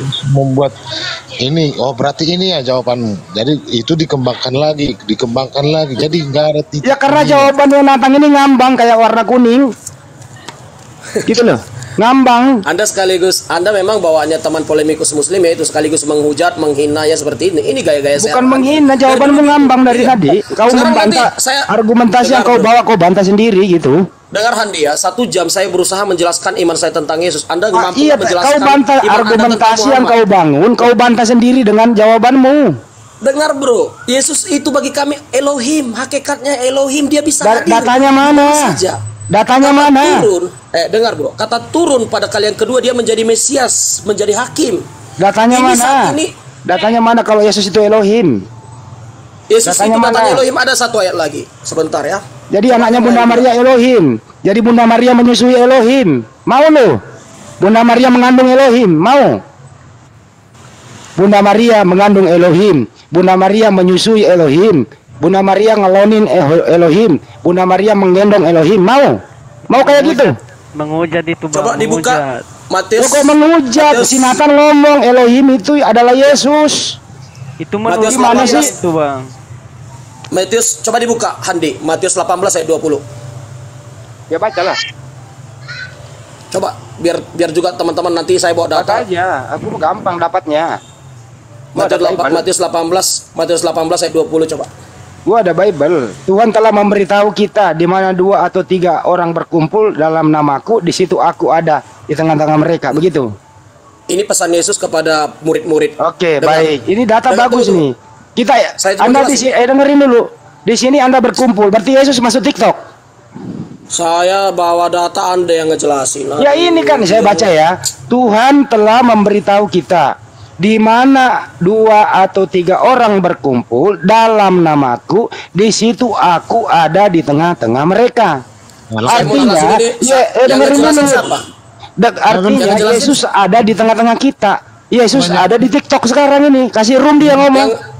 Yang ngejelasin siapa? Kamu segala sesuatu kau tafsir, jadi nggak bisa. Tidak ditafsir ini loh, tertulis di mana 2 atau 3 orang berkumpul dalam namaku, di situ aku ada di tengah-tengah mereka. Andi, Quranmu lah kau jelasin. Berarti ada. Coba kau jelaskan dulu ini 18:20. Coba Matius 18:20. Kalau itu kau tanya. Ya, saya jelasin. Saya jelasin. Tapi tolong ya, dengar, kami umat Kristiani tetap ada iman, ada iman dan disertai data. Sekarang betul, iman betul. Ya, sekarang Anda juga nanti jelaskan, baik secara iman pun saya terima. Muhammad itu layak jadi nabi dikomparasi dengan Musa saja. Nggak usah dengan Yesus, terlalu ketinggian ya. Dengan Musa aja, dengan nabi-nabi Israel. Kalau nggak ada Nabi Muhammad, Indonesia nggak merdeka bro. Kau nikmati kemerdekaan yang adanya Nabi Muhammad gimana sih?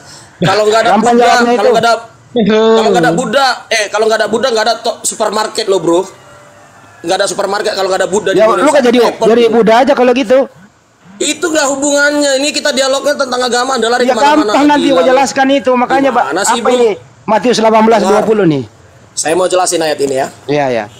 Ini juga membuktikan kalau dia memiliki hakikat Elohim itu tadi, yang utusan tadi, yang berbeda. Anda bilang itu berbeda, itu tadi saya setuju. Tapi dia sekaligus juga bisa hadir dimanapun. Kita di room ini pun sekarang dia ada mendengar kita.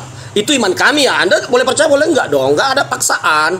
Dia sekaligus dalam detik yang sama seperti yang terjadi baca kepada dulu Musa. Baru jelasin. Anda sudah baca tadi kan, ngapain dibaca? Baca dulu. Kamu nggak punya Bible kali? Baca dulu. Saya baca. Ya, baca. Tuhan berkata, di mana kamu berkumpul 2-3 orang dalam namaku, di situ aku ada di tengah-tengah mereka. Kalau kita berkumpul di dalam nama Yesus Kristus ya. Kalau berkumpul dia sambil di diskotik nggak ada. Ya, harus baik, dalam nama dulu Tuhan. ya. Di sini Anda bertiga, ntar dulu. Di sini Anda bertiga Kristen. Anda berkumpul bertiga nih. Ya, dalam nama Yesus Anda bertiga nih. Apakah ada Yesus masuk di sini? Ada. Mana tunjukkan? Saya mau tunjukkan. Dengar, saya mau tunjukkan. Oh, jadi Yesus masuk TikTok. Itu. Dengar, saya mau bikin satu contoh aja yang terbukti. Nggak usah contoh, langsung aja. Yesus masuk TikTok, selesai. Saya mau tunjukkan di sini tidak bisa saya tunjukkan karena kalian semua di sini kan menolak Yesus. Tapi kalau Anda mau terima Yesus semua di tempat ini, kalau begitu tunjukkan aja kepada Pak Angkang, tunjukkan kepada Wadis Giawa ini. Anda bertiga Kristen kan? Saya bisa tunjukkan. Bang, bilang aja sama Tuhannya, tunjukkan kau Yesus bilang. Maksudnya? Kami nggak bisa. Abang si apa itu? Ande bilang aja sama Tuhan Yesus, tunjukkan kamu apa bilang. Dengar. Ya, Yesus itu juga bisa. Maha Kudus. Tuhan itu Yesus itu Maha Kudus. Dia ada ketika kita minta. Aja pertanyaan abang ini. Masa Tuhan diminta tunjukkan? Nah ini kan datanya ada. Berkele. Saya baca ya. Tuhan telah memberitahu kita. Ya. Di mana 2 atau 3 orang berkumpul dalam namaku, di situ aku ada di tengah-tengah mereka. Anda bertiga ini berkumpul dengan nama Yesus, berarti ada Yesus di tengah-tengah di sini. Data ada coy. Bang, di saat abang berdoa itu kepada siapa dulu? Gak usah, ini langsung tunjukkan berarti Yesus ada di tengah-tengah di sini. Kamu udah pernah melihat Tuhanmu? Data lu jangan dilawan. Udah, saya aja. Oke, Bang Andi. Data jangan dilawan. Dengar, data ini bisa kita buktikan ketika mengadakan KKR dan penyembuhan seperti yang dilakukan para hamba. Nah, sekarang aja, Anda udah berkumpul ya 3 orang. Saya sekarang juga bisa buktikan Yesus hadir di sini. Ya mana? Suruh masuk TikTok lah kalau begitu. Tunggu. Mana namanya? Sebentar dulu. Julius, naikkan Yesus. Dia mau buktikan dia. Naikkan dia. Kosongkan satu ruangan. Oh, tidak seperti itu. Katanya ada di tengah-tengah mereka. Jika ada di room ini hari ini mengaku Yesus Tuhan dan bertobat, saya akan buktikan Tuhan menjamah hidupnya pasti mengalami sesuatu perubahan. Itu mah namanya lu KKR. Saya garansi perkataan saya dengan ayat ini. Itu namanya lu KKR, bro. Halu itu. Ini eksis loh Tuhan kami, bro. Bukan seperti Anda Muhammad dan Nabi Anda ada eksisnya. Mana? Sekarang ada di room ini membuktikan terima Yesus hari ini jadi Tuhan dan Juru Selamatnya. Nggak ada, dia akan mengalami perubahan yang luar biasa. Di sini yang ada di room ini Nathan, Wadis Jawa, Ustaz Naja, Ciluk Ba, Culang, Angkang Nim, Sugi Kristologi, Andi Selebes. Makanya kehadiran Tuhan itu juga kan. Semoga Tuhan memberkatimu. Kamu dijelasin nggak percaya. Nah ini datanya ada. Di situ aku ada di tengah-tengah mereka. Sekarang Handi Selebes dan Sugi, tugas Anda menjelaskan eksisnya Muhammad sebagai Nabi. Nggak bisa, lu masih akui dulu bahwa baru Anda bertanya, akui dulu bahwa argumentasi saya dari awal mengatakan pengutus dan diutus itu sama adalah halu dan berbohong. Terserah Anda mau sebut itu halu. Anda nggak bisa buktikan pakai data itu. Sekarang, oke, saya anggap saya kalah ya, biar pendengar yang menilai. Enggak, bukan masalah kalahnya, akui bahwa saya ini tadi halu. Bohong saya. Tidak halu dong ya, Anda. Ya datanya nggak ada kok. Sekarang Anda buktikan. Sekarang Anda buktikan Muhammad itu layak disebut Nabi, harus dikomparasi kesamaannya dengan Musa. Ada tanda-tandanya, ada keeksisan Allah kepada Musa. Bisa Anda buktikan di room ini. Anda kan udah capek loh beramal sholat tiap hari. Anda mampu membuktikannya gitu loh. Bahwasanya Muhammad itu layak disebut Nabi. Layak disebut Nabi ya. Gini Mas Nathan, sekarang gantian kamu nanya sudah, terserah. Ayo saya jawab. Ya udah nggak apa-apa Ustaz, kita mengalah aja. Teman-teman Kristiani bertanya ulang. Kamu udah bertanya, mau dijawab ini. Teman-teman Kristiani siap memberikan pertanyaan yang banyak ya. Assalamualaikum warahmatullahi wabarakatuh. Waalaikumsalam warahmatullahi wabarakatuh. Jadi pertanyaan teman kita Kristen ini, buktikan kalau Nabi Muhammad SAW itu Nabi. Boleh saya yang jawab? Biar saya yang membuktikan bahwa Nabi Muhammad itu adalah Nabi. Izin dulu Pak Aristo, biar Ustadz Naja aja dulu jawab. Kita sebenarnya sih kita bisa, tapi ada Ustadz mewakili kita ya. Izin ya. Silakan Ustadz. Ya, pertanyaannya diulang Mas Nathan, pengennya kamu itu gimana pengennya itu? Ini bagus ini yang Ustadz apa ini? Ya. Jadi dengar. Bukan aja. Iya, kita sedang diskusi ya. Jadi kita bukan karena menyerang. Artinya gini. Pakai pertanyaan yang paling sulit ya, yang paling sulit. Ya. Gitu. Yang paling sulit ya.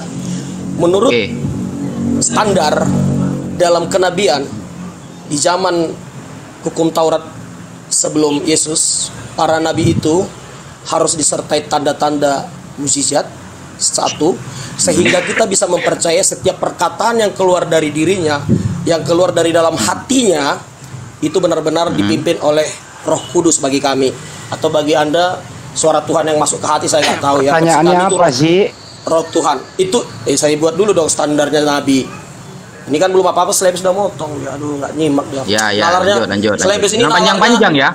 Nalarnya rendahnya Slebes ini. Ini pertanyaannya diminta kok Anda nerangin malah. Setelah standarnya seperti itu, pertama tadi standarnya yang pertama sekali harus ada tanda-tanda keajaiban yang dia lakukan di banyak orang sebagai bukti. Kedua, baru orang Israel percaya setiap perkataannya itu yang berasal dari hatinya. Pertanyaan yang dia ucapkan itu adalah layak disebut nabi. Dan Anda harus buktikan itu kepada Muhammad juga. Itu yang pertama ya. Keabsahan. Satu aja dulu nanti yang kedua ya. Oke. Ya, berarti Anda intinya minta mukjizat Nabi begitu? Ya, mukjizat dulu. Betul, Mas Nathan? Ya, betul. Oke. Disertai data ya. Contoh di Quran kalau ada datanya. Oke, santai dulu. Jadi begini ya. Saya akan menjelaskan perspektif Islam. Anda percaya atau tidak, monggo. Tapi saya bisa memberikan perbandingan di dalam Bible kalau Anda kurang yakin nantinya. Tapi kalau Anda sudah yakin, ya saya cukup Islamnya aja. Tapi kalau Anda belum yakin, saya akan memberikan bukti itu juga ada tertera di dalam Bible Anda. Begini. Sekarang kita akan membahas mu'jizat. Mu'jizat ya, dari kata a'jaza yu'jiz. Ya, Mu'jizat ada tak di sana, taknya lil mubalaghah. Nah, mukjizat itu apa? Di dalam Islam diterangkan bahwa mukjizat adalah amrun khariqun lil adah. Sesuatu yang tidak biasa dilakukan oleh orang secara umum. Dan sesuatu itu dapat melemahkan orang yang akan menentang dakwahnya. Nah, berarti karena berhubungan dengan dakwah, mukjizat ini dimiliki oleh para rasul atau para nabi. Karena ketika rasul dan nabi itu berdakwah, lalu ada yang menentang, maka mukjizat yang akan berkata nantinya. Ketika sudah dikeluarkan mukjizat itu, maka orang yang menentang sekali-kali tidak akan bisa dan akan lemah di hadapannya. Itu mukjizat. Ini pemahaman Islam ya. Nah, kalau ditanyakan nih, mukjizat Nabi Muhammad apa? Mukjizat Nabi Muhammad terbagi menjadi 3, Mas Nathan. Pertama, mukjizat yang ada sebelum Nabi Muhammad lahir. Bayangkan ya, sebelum lahir Nabi Muhammad sudah menampakkan mukjizatnya. Kedua, mukjizat ketika Nabi Muhammad sudah lahir, masih kecil dan setelah menjadi nabi. Ketiga, mukjizat yang masih tertera di dunia ini setelah beliau wafat. Jadi ada 3 nih. Nah, mukjizat yang pertama ya, mukjizat ketika Nabi belum lahir apa?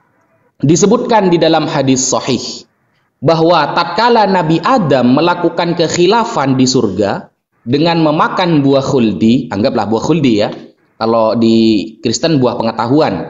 Nah, lalu Nabi Adam mengatakan, "Ya Allah, Rabbil firli, Tuhan ampunilah aku bihaqqi Muhammad, dengan keagungan nama Nabi Muhammad." Lalu Allah mengatakan kepada Adam, "Wahai Adam, kamu tahu dari siapa bahwa aku memiliki kekasih yang bernama Muhammad?" Apa kata Nabi Adam? "Fa inni ra'aitu," maka sungguh aku melihat tiang-tiang yang ada di arsy, yang ada di langit, tertulis la ilaha illallah Muhammadur Rasulullah. Maka aku yakin tidaklah nama seseorang akan dikaitkan dengan namamu ya Allah kecuali dia memiliki pangkat yang khusus. Ya, mujizatnya mana? Mukjizat Nabi gara-gara membawa nama Nabi Adam diampuni oleh Allah Subhanahu wa taala. Apakah hadis ini sahih? Sahih. Gitu. Jadi harus sesuai keilmuan Islam ya. Jadi kalau Anda sudah bertanya ke Islam, sama dengan Bang Handi bertanya kepada Kristen, maka Anda seharusnya menguasai yang namanya Ibrani, Yunani, Aramaik, dan lain sebagainya. Ketika kamu bertanya kepada Islam, maka kamu juga harus menguasai apa istilah hadis sahih, apa itu ad-dalail atau al-masadir di dalam agama Islam. Itu. Yang kedua, mukjizat Nabi ketika masih kecil. Ketika Sayyidah Halimah sebagai wanita yang menyusui Rasulullah, yang saat itu masa tidak pernah hujan dan semua hewan-hewan itu kurus, maka ketika Sayyidah Halimah mengambil Nabi Muhammad sebagai anaknya, sebagai anak persusuannya, semua yang dimiliki oleh Sayyidah Halimah dari hewan-hewan ternak, semuanya menjadi gemuk dan susunya menjadi sumber. Maksudnya menjadi sumber ini terus lancar seperti itu, tidak seperti biasanya. Itu dirasakan oleh Sayyidah Halimah dan suaminya ketika menyusui Nabi Muhammad SAW ketika masih kecil. Ketika sudah menjadi Nabi, apa mukjizat Nabi? Banyak sekali. Tidak ada data dalam fakta sejarah baik internal ataupun eksternal bahwa Nabi pernah kalah dalam berdiskusi melawan orang Yahudi, Nasrani Najran, dan lain sebagainya.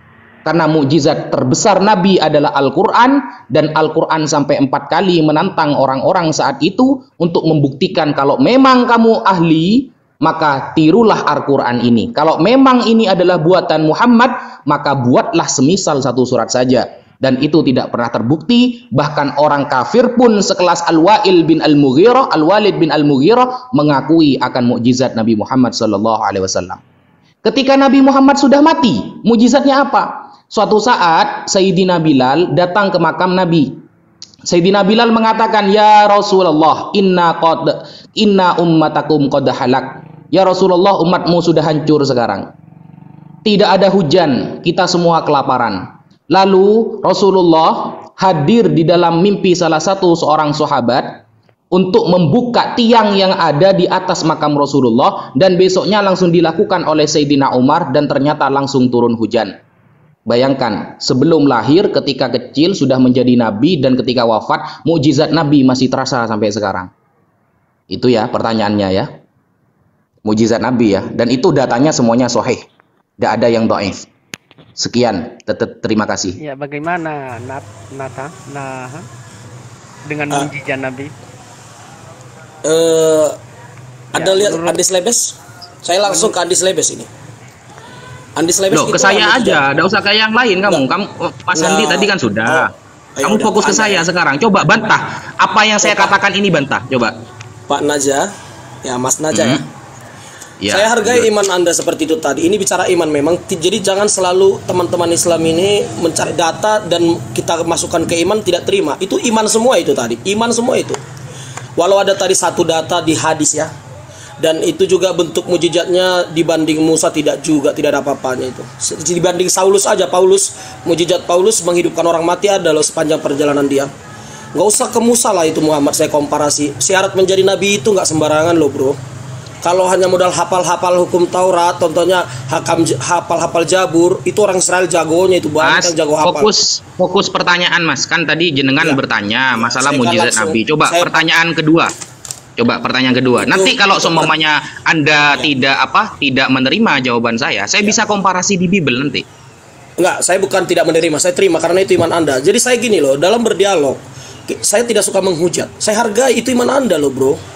Saya tidak berdialog, cuman saya hanya jelaskan komparasinya dengan nabi-nabi saya yang saya percayai gitu loh di Alkitab, baik nabi-nabi zaman sebelum Yesus, baik para murid-murid Yesus ya. Murid-murid Yesus yang adalah utusan Yesus seperti Saulus dan Petrus, semua itu mujizatnya luar biasa itu. Bertanya aja loh, Nathan, tanya lagi. Itu ya. Ya biar ada dulu jawaban. Pertanyaan kedua. Itu tadi soal mujizat. Kedua akhlak, sifat. Ya. Sifat sebagai nabi siapa ini. Nabi Muhammad. Nabi Anda dong. Kalau Musa kan nabi, sifatnya Musa saya sudah tahu. Sifatnya Paulus itu sampai dia tidak peduli dengan pernikahan, dia tidak kawin itu Saulus itu sampai suka bunuh orang. Nggak suka bunuh orang gitu loh. Jadi itu dari akhlak ini yang kedua. Yang kedua akhlak matinya nggak benar gitu ya. Itu Lebes jago dia.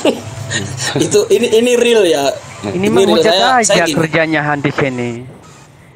Jadi gitu ya. Orang lagi Nah, jadi bertanya.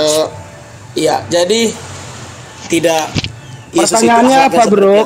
Pertanyaan kedua. Pertanyaan yang kedua, Anda coba buktikan akhlaknya seorang nabi yang katakan juga lah yang lebih tentunya harus lebih mulia dari manusia biasa ya, yang lebih mulia. Dan Anda harus bisa menjawab tentang pernikahan Muhammad yang sekian banyak itu. Pantaskah itu kita katakan nabi yang sempurna, lagi dikatakan teman-teman itu nabi paling mulia? Itu makanya tiap-tiap hari Anda disuruh berdoa. Pertanyaannya aja, jangan berpendapat. Itu tadi pertanyaan saya. Anda sebutkan. Udah, pertanyaannya itu adalah akhlak. Yang kedua akhlak. Menikah dan seterusnya, silakan. Itu dong bertanya susah amat sih. Silakan Ustaz. Ya, ya silakan. Syubuhat wa abatil. Ya. Syubuhat wa abatil aula ta'addudi zaujatir rasul. Entah diartikan syubhat dan kebatilan-kebatilan mengenai poligami Rasulullah Shallallahu Alaihi Wasallam. Di sini ditulis oleh salah satu ulama besar yang bernama Syekh Muhammad Ali As-Sabuni. Nah, kenapa Rasulullah berpoligami? Kalau kamu ada data ya, kalau kamu ada data bahwa Rasulullah berpoligami karena nafsu, tampilkan, tidak apa-apa. Biar kita buat perbandingan ya. Nah, Rasulullah itu berpoligami dengan seorang perawan cuma satu kali, yaitu siapa? Sayyidah Aisyah radhiyallahu anha. Yang lain ya, yang lain itu semuanya thayyib, semuanya janda, bahkan tua. Ini ya, kalau memang berdasarkan nafsu. Apa tujuannya Rasulullah itu berpoligami?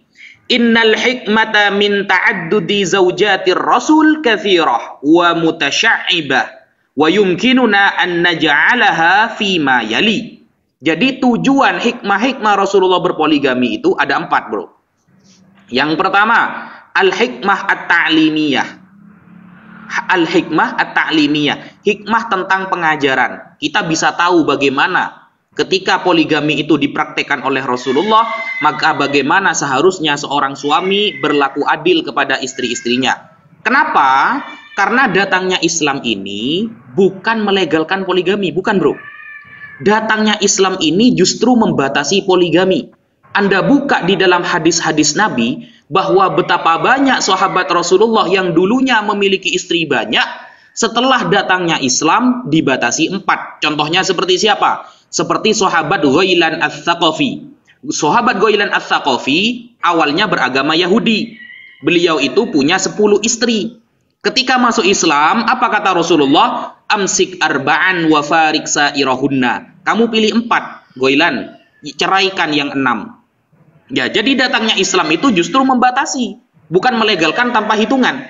Ada hikmah ta'limiyah, pengajaran bagaimana cara adil dalam beristri lebih dari 1. Yang kedua, al-hikmah at-tasyri'iyah. Hikmah tentang pensyariatan, bagaimana hukum-hukum dalam berkeluarga semuanya datang sebab adanya poligami Rasulullah.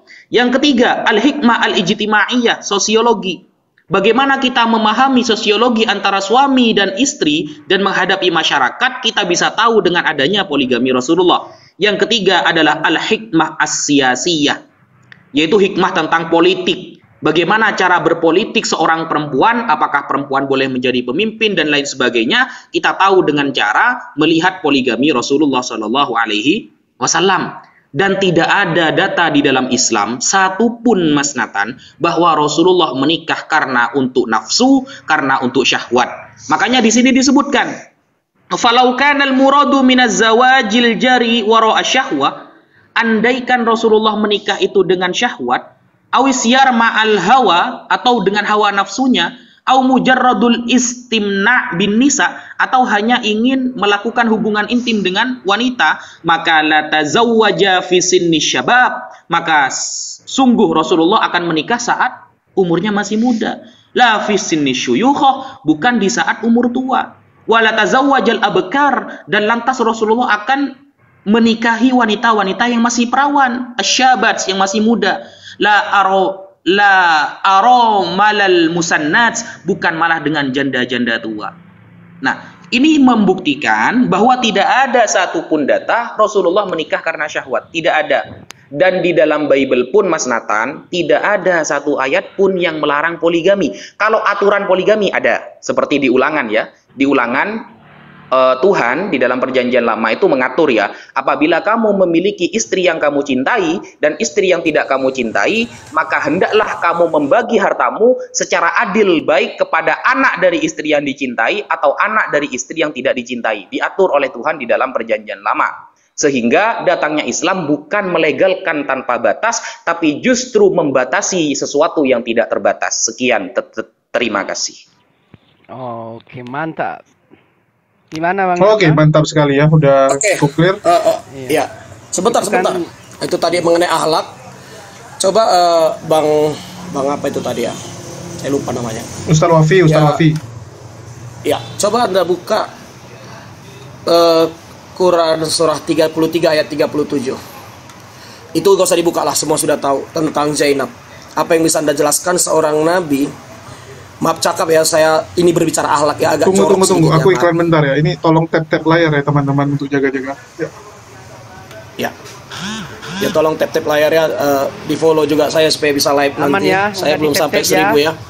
Host aman ya. Aman. Ya bantu ya. Ini terakhir jadi sponsor ya. Nah, kan kalau begini kan asing, nggak kayak abang tadi. Waduh, iya. jawab. Diam dulu. Bis lu nggak punya ilmu. Dia beda. Bang Handi ini interrogator soalnya. Dia penyidik. Dia kayak macam di kedai tua dia itu Handi. Enggak, dia penyidik. Kalau mestinya begini, kalau Ustaz Najak menjawab, mestinya kau juga punya ilmu membantahnya sama dengan kami. Lu menjawab, saya hajar jawabanmu gitu loh.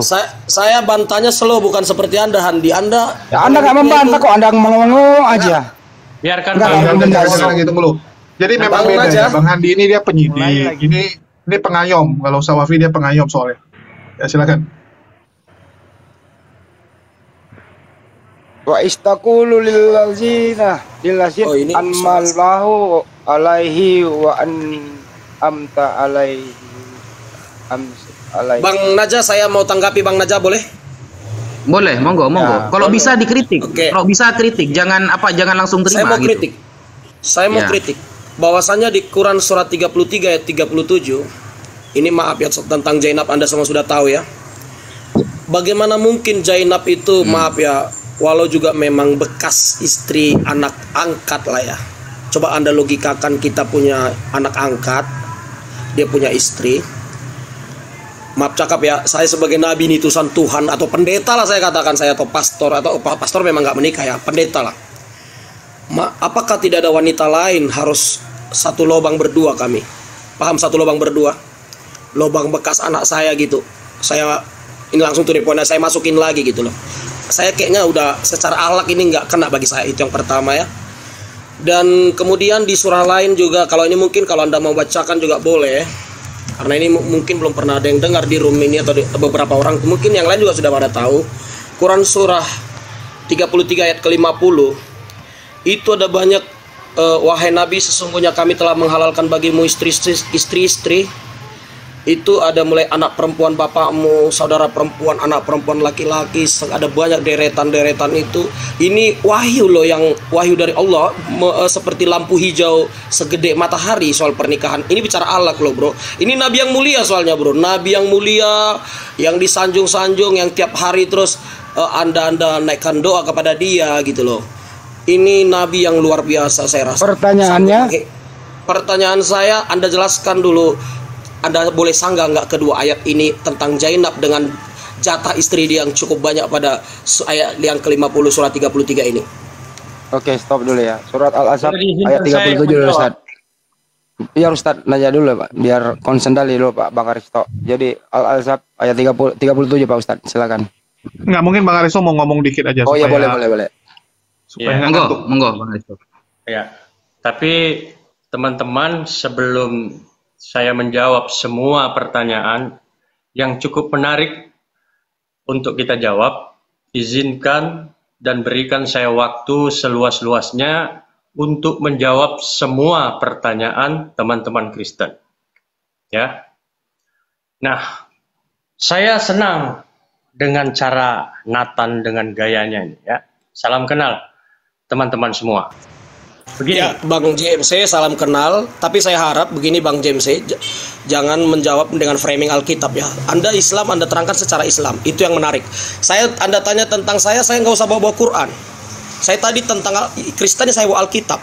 Yang herannya maaf ya Bang JMC ya, teman-teman Islam menjelaskan imannya malah bawanya Alkitab gitu. Lucu itu bro. Itu yang paling sering Juma. Dia mau jelaskan Allah itu Esa, Allah itu Esa, dia bawa Alkitab gitu.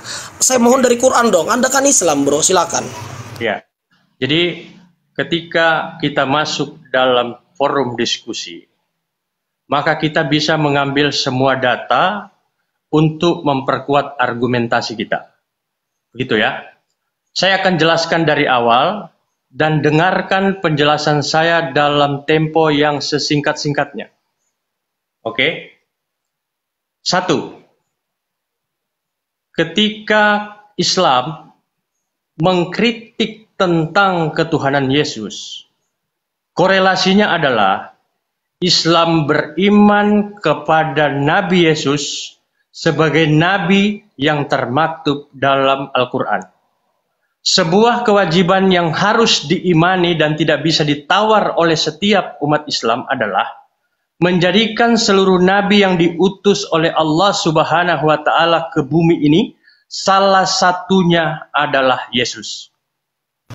Bung James, saya mungkin sabar dulu, kasih waktu dong, jangan dipotong bicara. Ya, jangan dipotong biar aja. Jangan dipotong dong, saya akan menjelaskan dari awal. Biasakan, tadi udah tahu. Ya, sabar dulu. Biasakan diskusi elok dan menghargai pendapat orang lain. Ya, saya menghargai Bung JMC, hormat, salam hormat. Bung JMC, pertanyaannya seperti ini ya. Ya, nanti Bung JMC, saya akan tolong jawab gini. semua pertanyaan Anda. Saya sudah pahami. Udah tahu pertanyaannya? Ya, jadi jangan tadi pertama akhlaknya Nabi Muhammad, yang kedua akan jawab. Ya, izinkan saya berbicara, jangan dipotong. Kan sudah saya sampaikan tadi. Anda berbicara tadi, saya tidak potong. Silakan. Ya, oke.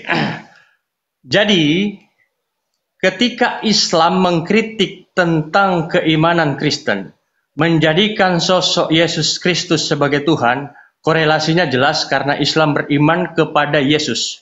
Dan Kristen, salah satu kewajiban yang harus kita kritik, yang harus kita bombardir terus-menerus karena menjadikan Nabi kami sebagai Tuhan.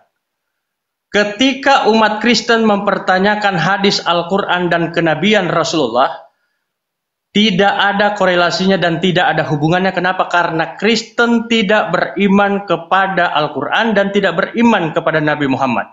Artinya dari fakta ini, ketika pertanyaan Kristen tentang sosok Nabi Muhammad, mukjizat dan lain sebagainya Al-Quran, apapun penjelasan umat Islam, itu tidak akan pernah diterima oleh teman-teman Kristen karena teman-teman Kristen tidak beriman kepada Nabi Muhammad. Kita sudah saksikan tadi bagaimana Ustadz Naja menjelaskan begitu gamblang dari perspektif Islam bagaimana mukjizat-mukjizat Nabi Muhammad yang dalam pandangan Al-Quran. Oke, berbicara tentang Nabi Muhammad.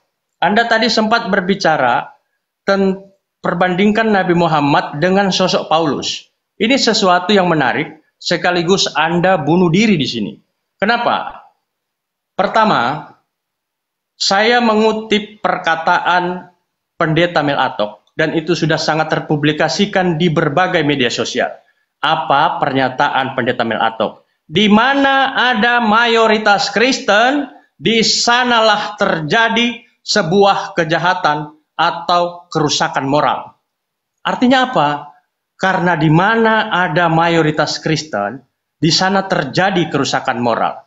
Kenapa? Karena Kristen tidak mampu memberikan unsur-unsur keselamatan dan unsur-unsur kebenaran yang ada di dalam kitab sucinya. Kemudian membandingkan Paulus dengan Nabi Muhammad. Halo brother, Nabi Muhammad Rasulullah Sallallahu Alaihi Wasallam tidak bisa terbantahkan dalam buku sejarah. Satu-satunya manusia yang hadir di muka bumi ini, yang sanggup meluluh lantahkan Imperium Romawi, kejahatan dan keangkuhan Laskar Kristus, satu-satunya dalam sejarah itu adalah Muhammad Sallallahu Alaihi Wasallam, seorang panglima yang hadir dalam dunia ini. termaktub di dalam buku, ditulis oleh seorang pahlawan besar, Napoleon Bonaparte. Apa katanya? Nabi Muhammad datang menyelamatkan bumi yang hampir punah. Ya. Nah, Paulus, sebentar dulu, izinkan saya bicara, selesaikan agar apa yang saya sampaikan ini bisa diterima oleh pemirsa. Kan begitu. Saya terima kalian mengkritik nabi saya, nggak masalah. Ya. Kemudian Paulus, ya, atau syaratnya begini aja. Orang-orang Kristen yang bukan beragama Islam, bahkan mereka menulis tentang bagaimana kehebatan Nabi Muhammad seorang manusia. Kalau kita pernah membaca dan kita pernah mendengar bagaimana Michael Hart, beliau notabene bukan Muslim, menulis 100 orang manusia yang paling sukses di bumi ini, nomor 1, number one-nya adalah Muhammad. Yesus yang katanya Tuhan dituhankan oleh Kristen, itu berada pada urutan nomor 3. Artinya, Nabi Muhammad dengan Yesus yang dituhankan oleh umat Kristen 1000 kali lebih hebat Nabi Muhammad yang bukan Tuhan daripada Yesus yang dituhankan oleh umat Kristen. Paulus, berikan saya bukti 1 buku saja jika ada para ilmuwan yang menulis kehebatan Paulus. 1 saja. Kita tidak akan bisa menemukan buku itu. Bahkan kita bisa menemukan kehebatan Paulus. Satu-satunya buku yang menulis tentang Paulus itu hanya ada di dalam Bible yang diimani oleh umat Kristen sebagai kitab sucinya. Itu pun menceritakan keburukan dan kejahatan Paulus. Dan itu diimani oleh umat Kristen. Jadi jangan coba membandingkan Paulus dengan Nabi Muhammad. Jangankan Paulus, bandingkan Muhammad dengan Yesus yang dituhankan oleh umat Kristen, bak langit dan bumi. Nah, syarat menjadi seorang Kristen yang kafah, maka dia harus menolak Nabi Muhammad itu sebagai nabi, dan dia harus menolak kitab suci Al-Quran itu sebagai kitab sucinya. Tetapi kalau Islam, itu wajib mengkritik keimanan Kristen, dan kita semua yang ada di sini beragama Islam. Wajib hukumnya untuk membombardir Kristen karena mereka menjadikan anak manusia Nabi kami sebagai Tuhan. Ya. Nah, terakhir saya ingin sampaikan kepada saudara-saudara sekalian adalah bahwa jangan coba membandingkan Nabi Muhammad dengan Yesus karena bak langit sama tanah. Ya. Itu loh. Apalagi Paulus. Nah, artinya apapun mukjizat Nabi Muhammad yang akan kita sampaikan di sini, maka syarat wajib yang harus diimani oleh umat Kristen adalah menolak semua apapun kebaikan tentang Nabi Muhammad ataupun mukjizat. Itu. Jadi, berbusa mulut kita menjelaskan tentang Nabi Muhammad itu tidak ada artinya. Karena apa? Kristen hadir dalam forum diskusi ini bukan ingin mencari kebenaran, tetapi mencari pembenaran. Kenapa mereka mengkritik Nabi Muhammad dan Al-Quran? Karena kemampuan mereka tidak mampu lagi membantah, menyanggah, menyampaikan kebenaran, ketidakbenaran yang mereka imani.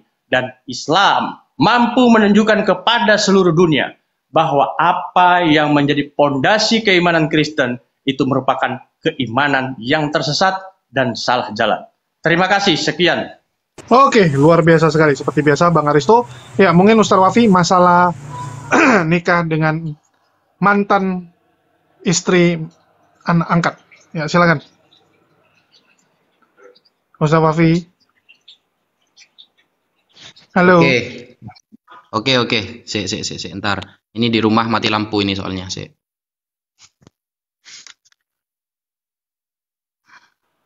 Iya, silakan Ustaz Wafi. Ini kalau sebentar lagi saya turun berarti baterai habis ini ya. Bismillahirrahmanirrahim. Mengenai Nabi Muhammad Shallallahu Alaihi Wasallam menikahi mantan istri dari anak angkat. Nah, ini harus melalui 2 proses teman-teman ya, yang harus dipahami. Yang pertama, bahwa ayat ini menunjukkan bolehnya menikahi mantan dari istri anak angkat.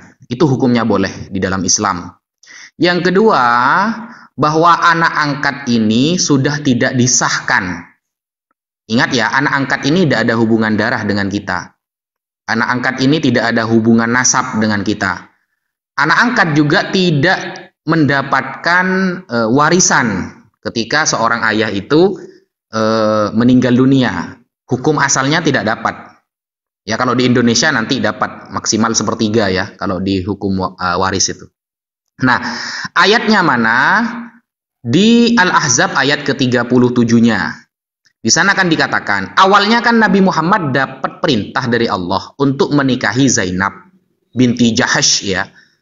Ketika Nabi Muhammad ini tidak tega kepada Zaid ya. Kasihan kepada Zaid agar Zaid menyelesaikan dulu urusannya dengan istrinya, maka Allah menurunkan surah Al-Ahzab ayat 37. Apa bunyi ayatnya? Wa idh taqulu lilladzi an'ama Allahu 'alaihi wa an'amta 'alaihi amsik 'alaika zaujak wattaqillah. Jadi ketika ya, dan ingatlah kata Allah, ketika kamu Muhammad berkata kepada orang yang telah diberi nikmat oleh Allah dan engkau juga telah memberi nikmat kepadanya. Apa perkataan Nabi Muhammad saat itu kepada Zaid? Kan Nabi Muhammad masih menyimpan. Awalnya kan masih menyimpan bahwa ada perintah Allah untuk menikahi istri Zaid. Lalu Rasulullah mengatakan, pertahankanlah istri kamu dan bertakwalah kepada Allah, wahai Zaid. Nabi Muhammad sekali-kali tidak pernah memerintahkan untuk cerai. Tidak pernah. Makanya Nabi Muhammad tetap berkata kepada Zaid, pertahankanlah istrimu dan bertakwalah kepada Allah. Nah, wa tukhfi fi nafsika mallahu mubdihi wa takhshan nas. Lalu Allah mengatakan kepada Nabi Muhammad, ya Muhammad, perintah untuk menikahi Zainab binti Jahash ini dari aku, kata Allah. Kenapa kamu masih menyimpannya dan kamu takut kepada manusia? Wallahu ahaqqu an takhsyah. Allah itu lebih berhak untuk kamu takuti daripada manusia, wahai Muhammad. Falamma qada Zaidum minha watara. Ketika Zaid sudah menyelesaikan urusannya dengan istrinya, maka zawwajnakaha likaila yakuna 'alal mu'minina haraj.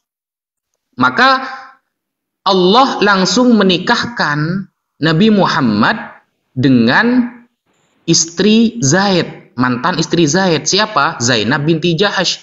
Tujuannya apa? Likaila yakuna 'alal mu'minin harajun fi azwaji ad'iyaihim. Agar umat Islam mengetahui bahwa menikahi mantan istri dari anak angkat itu memang diperbolehkan. Idza qadaw minhunna watara, ketika sudah selesai urusannya, sudah dicerai, sudah masa iddah semuanya ya. Wa kana amrullahi maf'ula, dan ketetapan Allah itu pasti akan terjadi. Nah, pertanyaannya begini nanti. Lebih penting mana menjalankan perintah Tuhan atau takut kepada manusia? Ya jelas saya yakin semua agama akan mengatakan lebih baik perintah Tuhan. Gitu yang pertama. Dan ayat ini menjelaskan bahwa tidak ada kaitan nasab, tidak ada kaitan darah, dan tidak ada kaitan apapun antara ayah angkat dengan anak angkat. Tidak ada. Sehingga secara hukum fikih halal seorang ayah menikahi istri anak angkatnya ketika sudah sah diceraikan. Sedangkan ada tuduhan dari orang-orang Kristen oknum ya, saya katakan oknum. Nah, bahwa gimana akhlak Muhammad ini menikahi istri anak angkatnya. Yang pertama, ini langsung perintah dari Allah. Makanya di ayat ke-37-nya jelas Allah menegaskan kepada Nabi Muhammad, ini perintah dari aku. Yang pertama. Yang kedua, Nabi Muhammad tidak pernah menyuruh Zaid untuk menceraikan Zainab binti Jahash, sehingga sah ketika sudah cerai secara sah, maka berhak lelaki lain untuk menikahi, apalagi tidak ada hubungan darah, tidak ada hubungan nasab. Sekian, terima kasih. Oke, luar biasa. Assalamualaikum buat Ustadz Zuma. Waalaikumsalam warahmatullahi wabarakatuh. Suara saya kedengaran nggak? Waalaikumsalam, adikku, gimana? Suara saya kedengaran nggak? Saya dulu lah, saya jelas dulu atau gimana? Oke, baik. Ya, saya dulu. Nggak, aku cuma sambut atau Bang gini, Juma. Akhirnya mungkin boleh juga Bang Juma menjawab pertanyaan itu, atau tapi nanti jadi dia belum tahu kayaknya topiknya, nanti aja kemungkinan. Tapi boleh saya tanggapi dulu biar jangan kelupaan yang lain ya. izin setengah detik bahwa data yang tadi ini setengah detik doang. Data yang tadi ini membuat salah satu pendeta terkenal itu di Surabaya mendekam di penjara. Ini yang dia pelintir nih. Terima kasih. Bro Aristo, saya mau tanggapi. Dikatakan tadi tidak akan mungkin orang terima Muhammad sebagai nabi dan Allah seperti itu. Tentunya itu benar yang Anda katakan. Namanya juga dialog. Anda juga di sini bukan untuk ranah untuk menerima Yesus sebagai hakikat ilahi, tidak akan mungkin. Karena memang kita masing-masing di sini memegang keimanan kita masing-masing. Nah, pertanyaannya kemungkinan setelah Anda mendengar Kristiani berbicara tentang keimanannya, memang berbicara keimanan itu sulit dijelaskan. Semua yang dari tadi data-data itu juga ujung-ujungnya keimanan ya, biar Anda pahami yang di Slebes ya. Yang di bawah itu tadi keimanan ujung-ujungnya. Kalau mau buktikan gimana membuktikan? Saya tadi pertanyaannya mujizat apa keeksisan Allah kepada Muhammad sampai sekarang keimanannya Mas Nathan, tapi keimanan kita datanya ada pas gitu loh. Enggak, maksudnya gini, keimanan contoh, keimanan Anda kan hanya menjelaskan Muhammad itu baik, gini gitu. Ya kalau menurut Anda itu baik, menurut saya belum tentu baik gitu. Itulah artinya keimanan. Paham?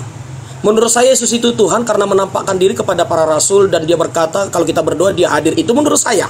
Kalau Anda tolak contoh, mana mungkin Tuhan bisa menampakkan diri? Itu kan Anda Oke, sudah dulu ya teman-teman. Ini berpindah topik. Kita akan lanjut lagi pada part kedua. Terima kasih. Assalamualaikum warahmatullahi wabarakatuh.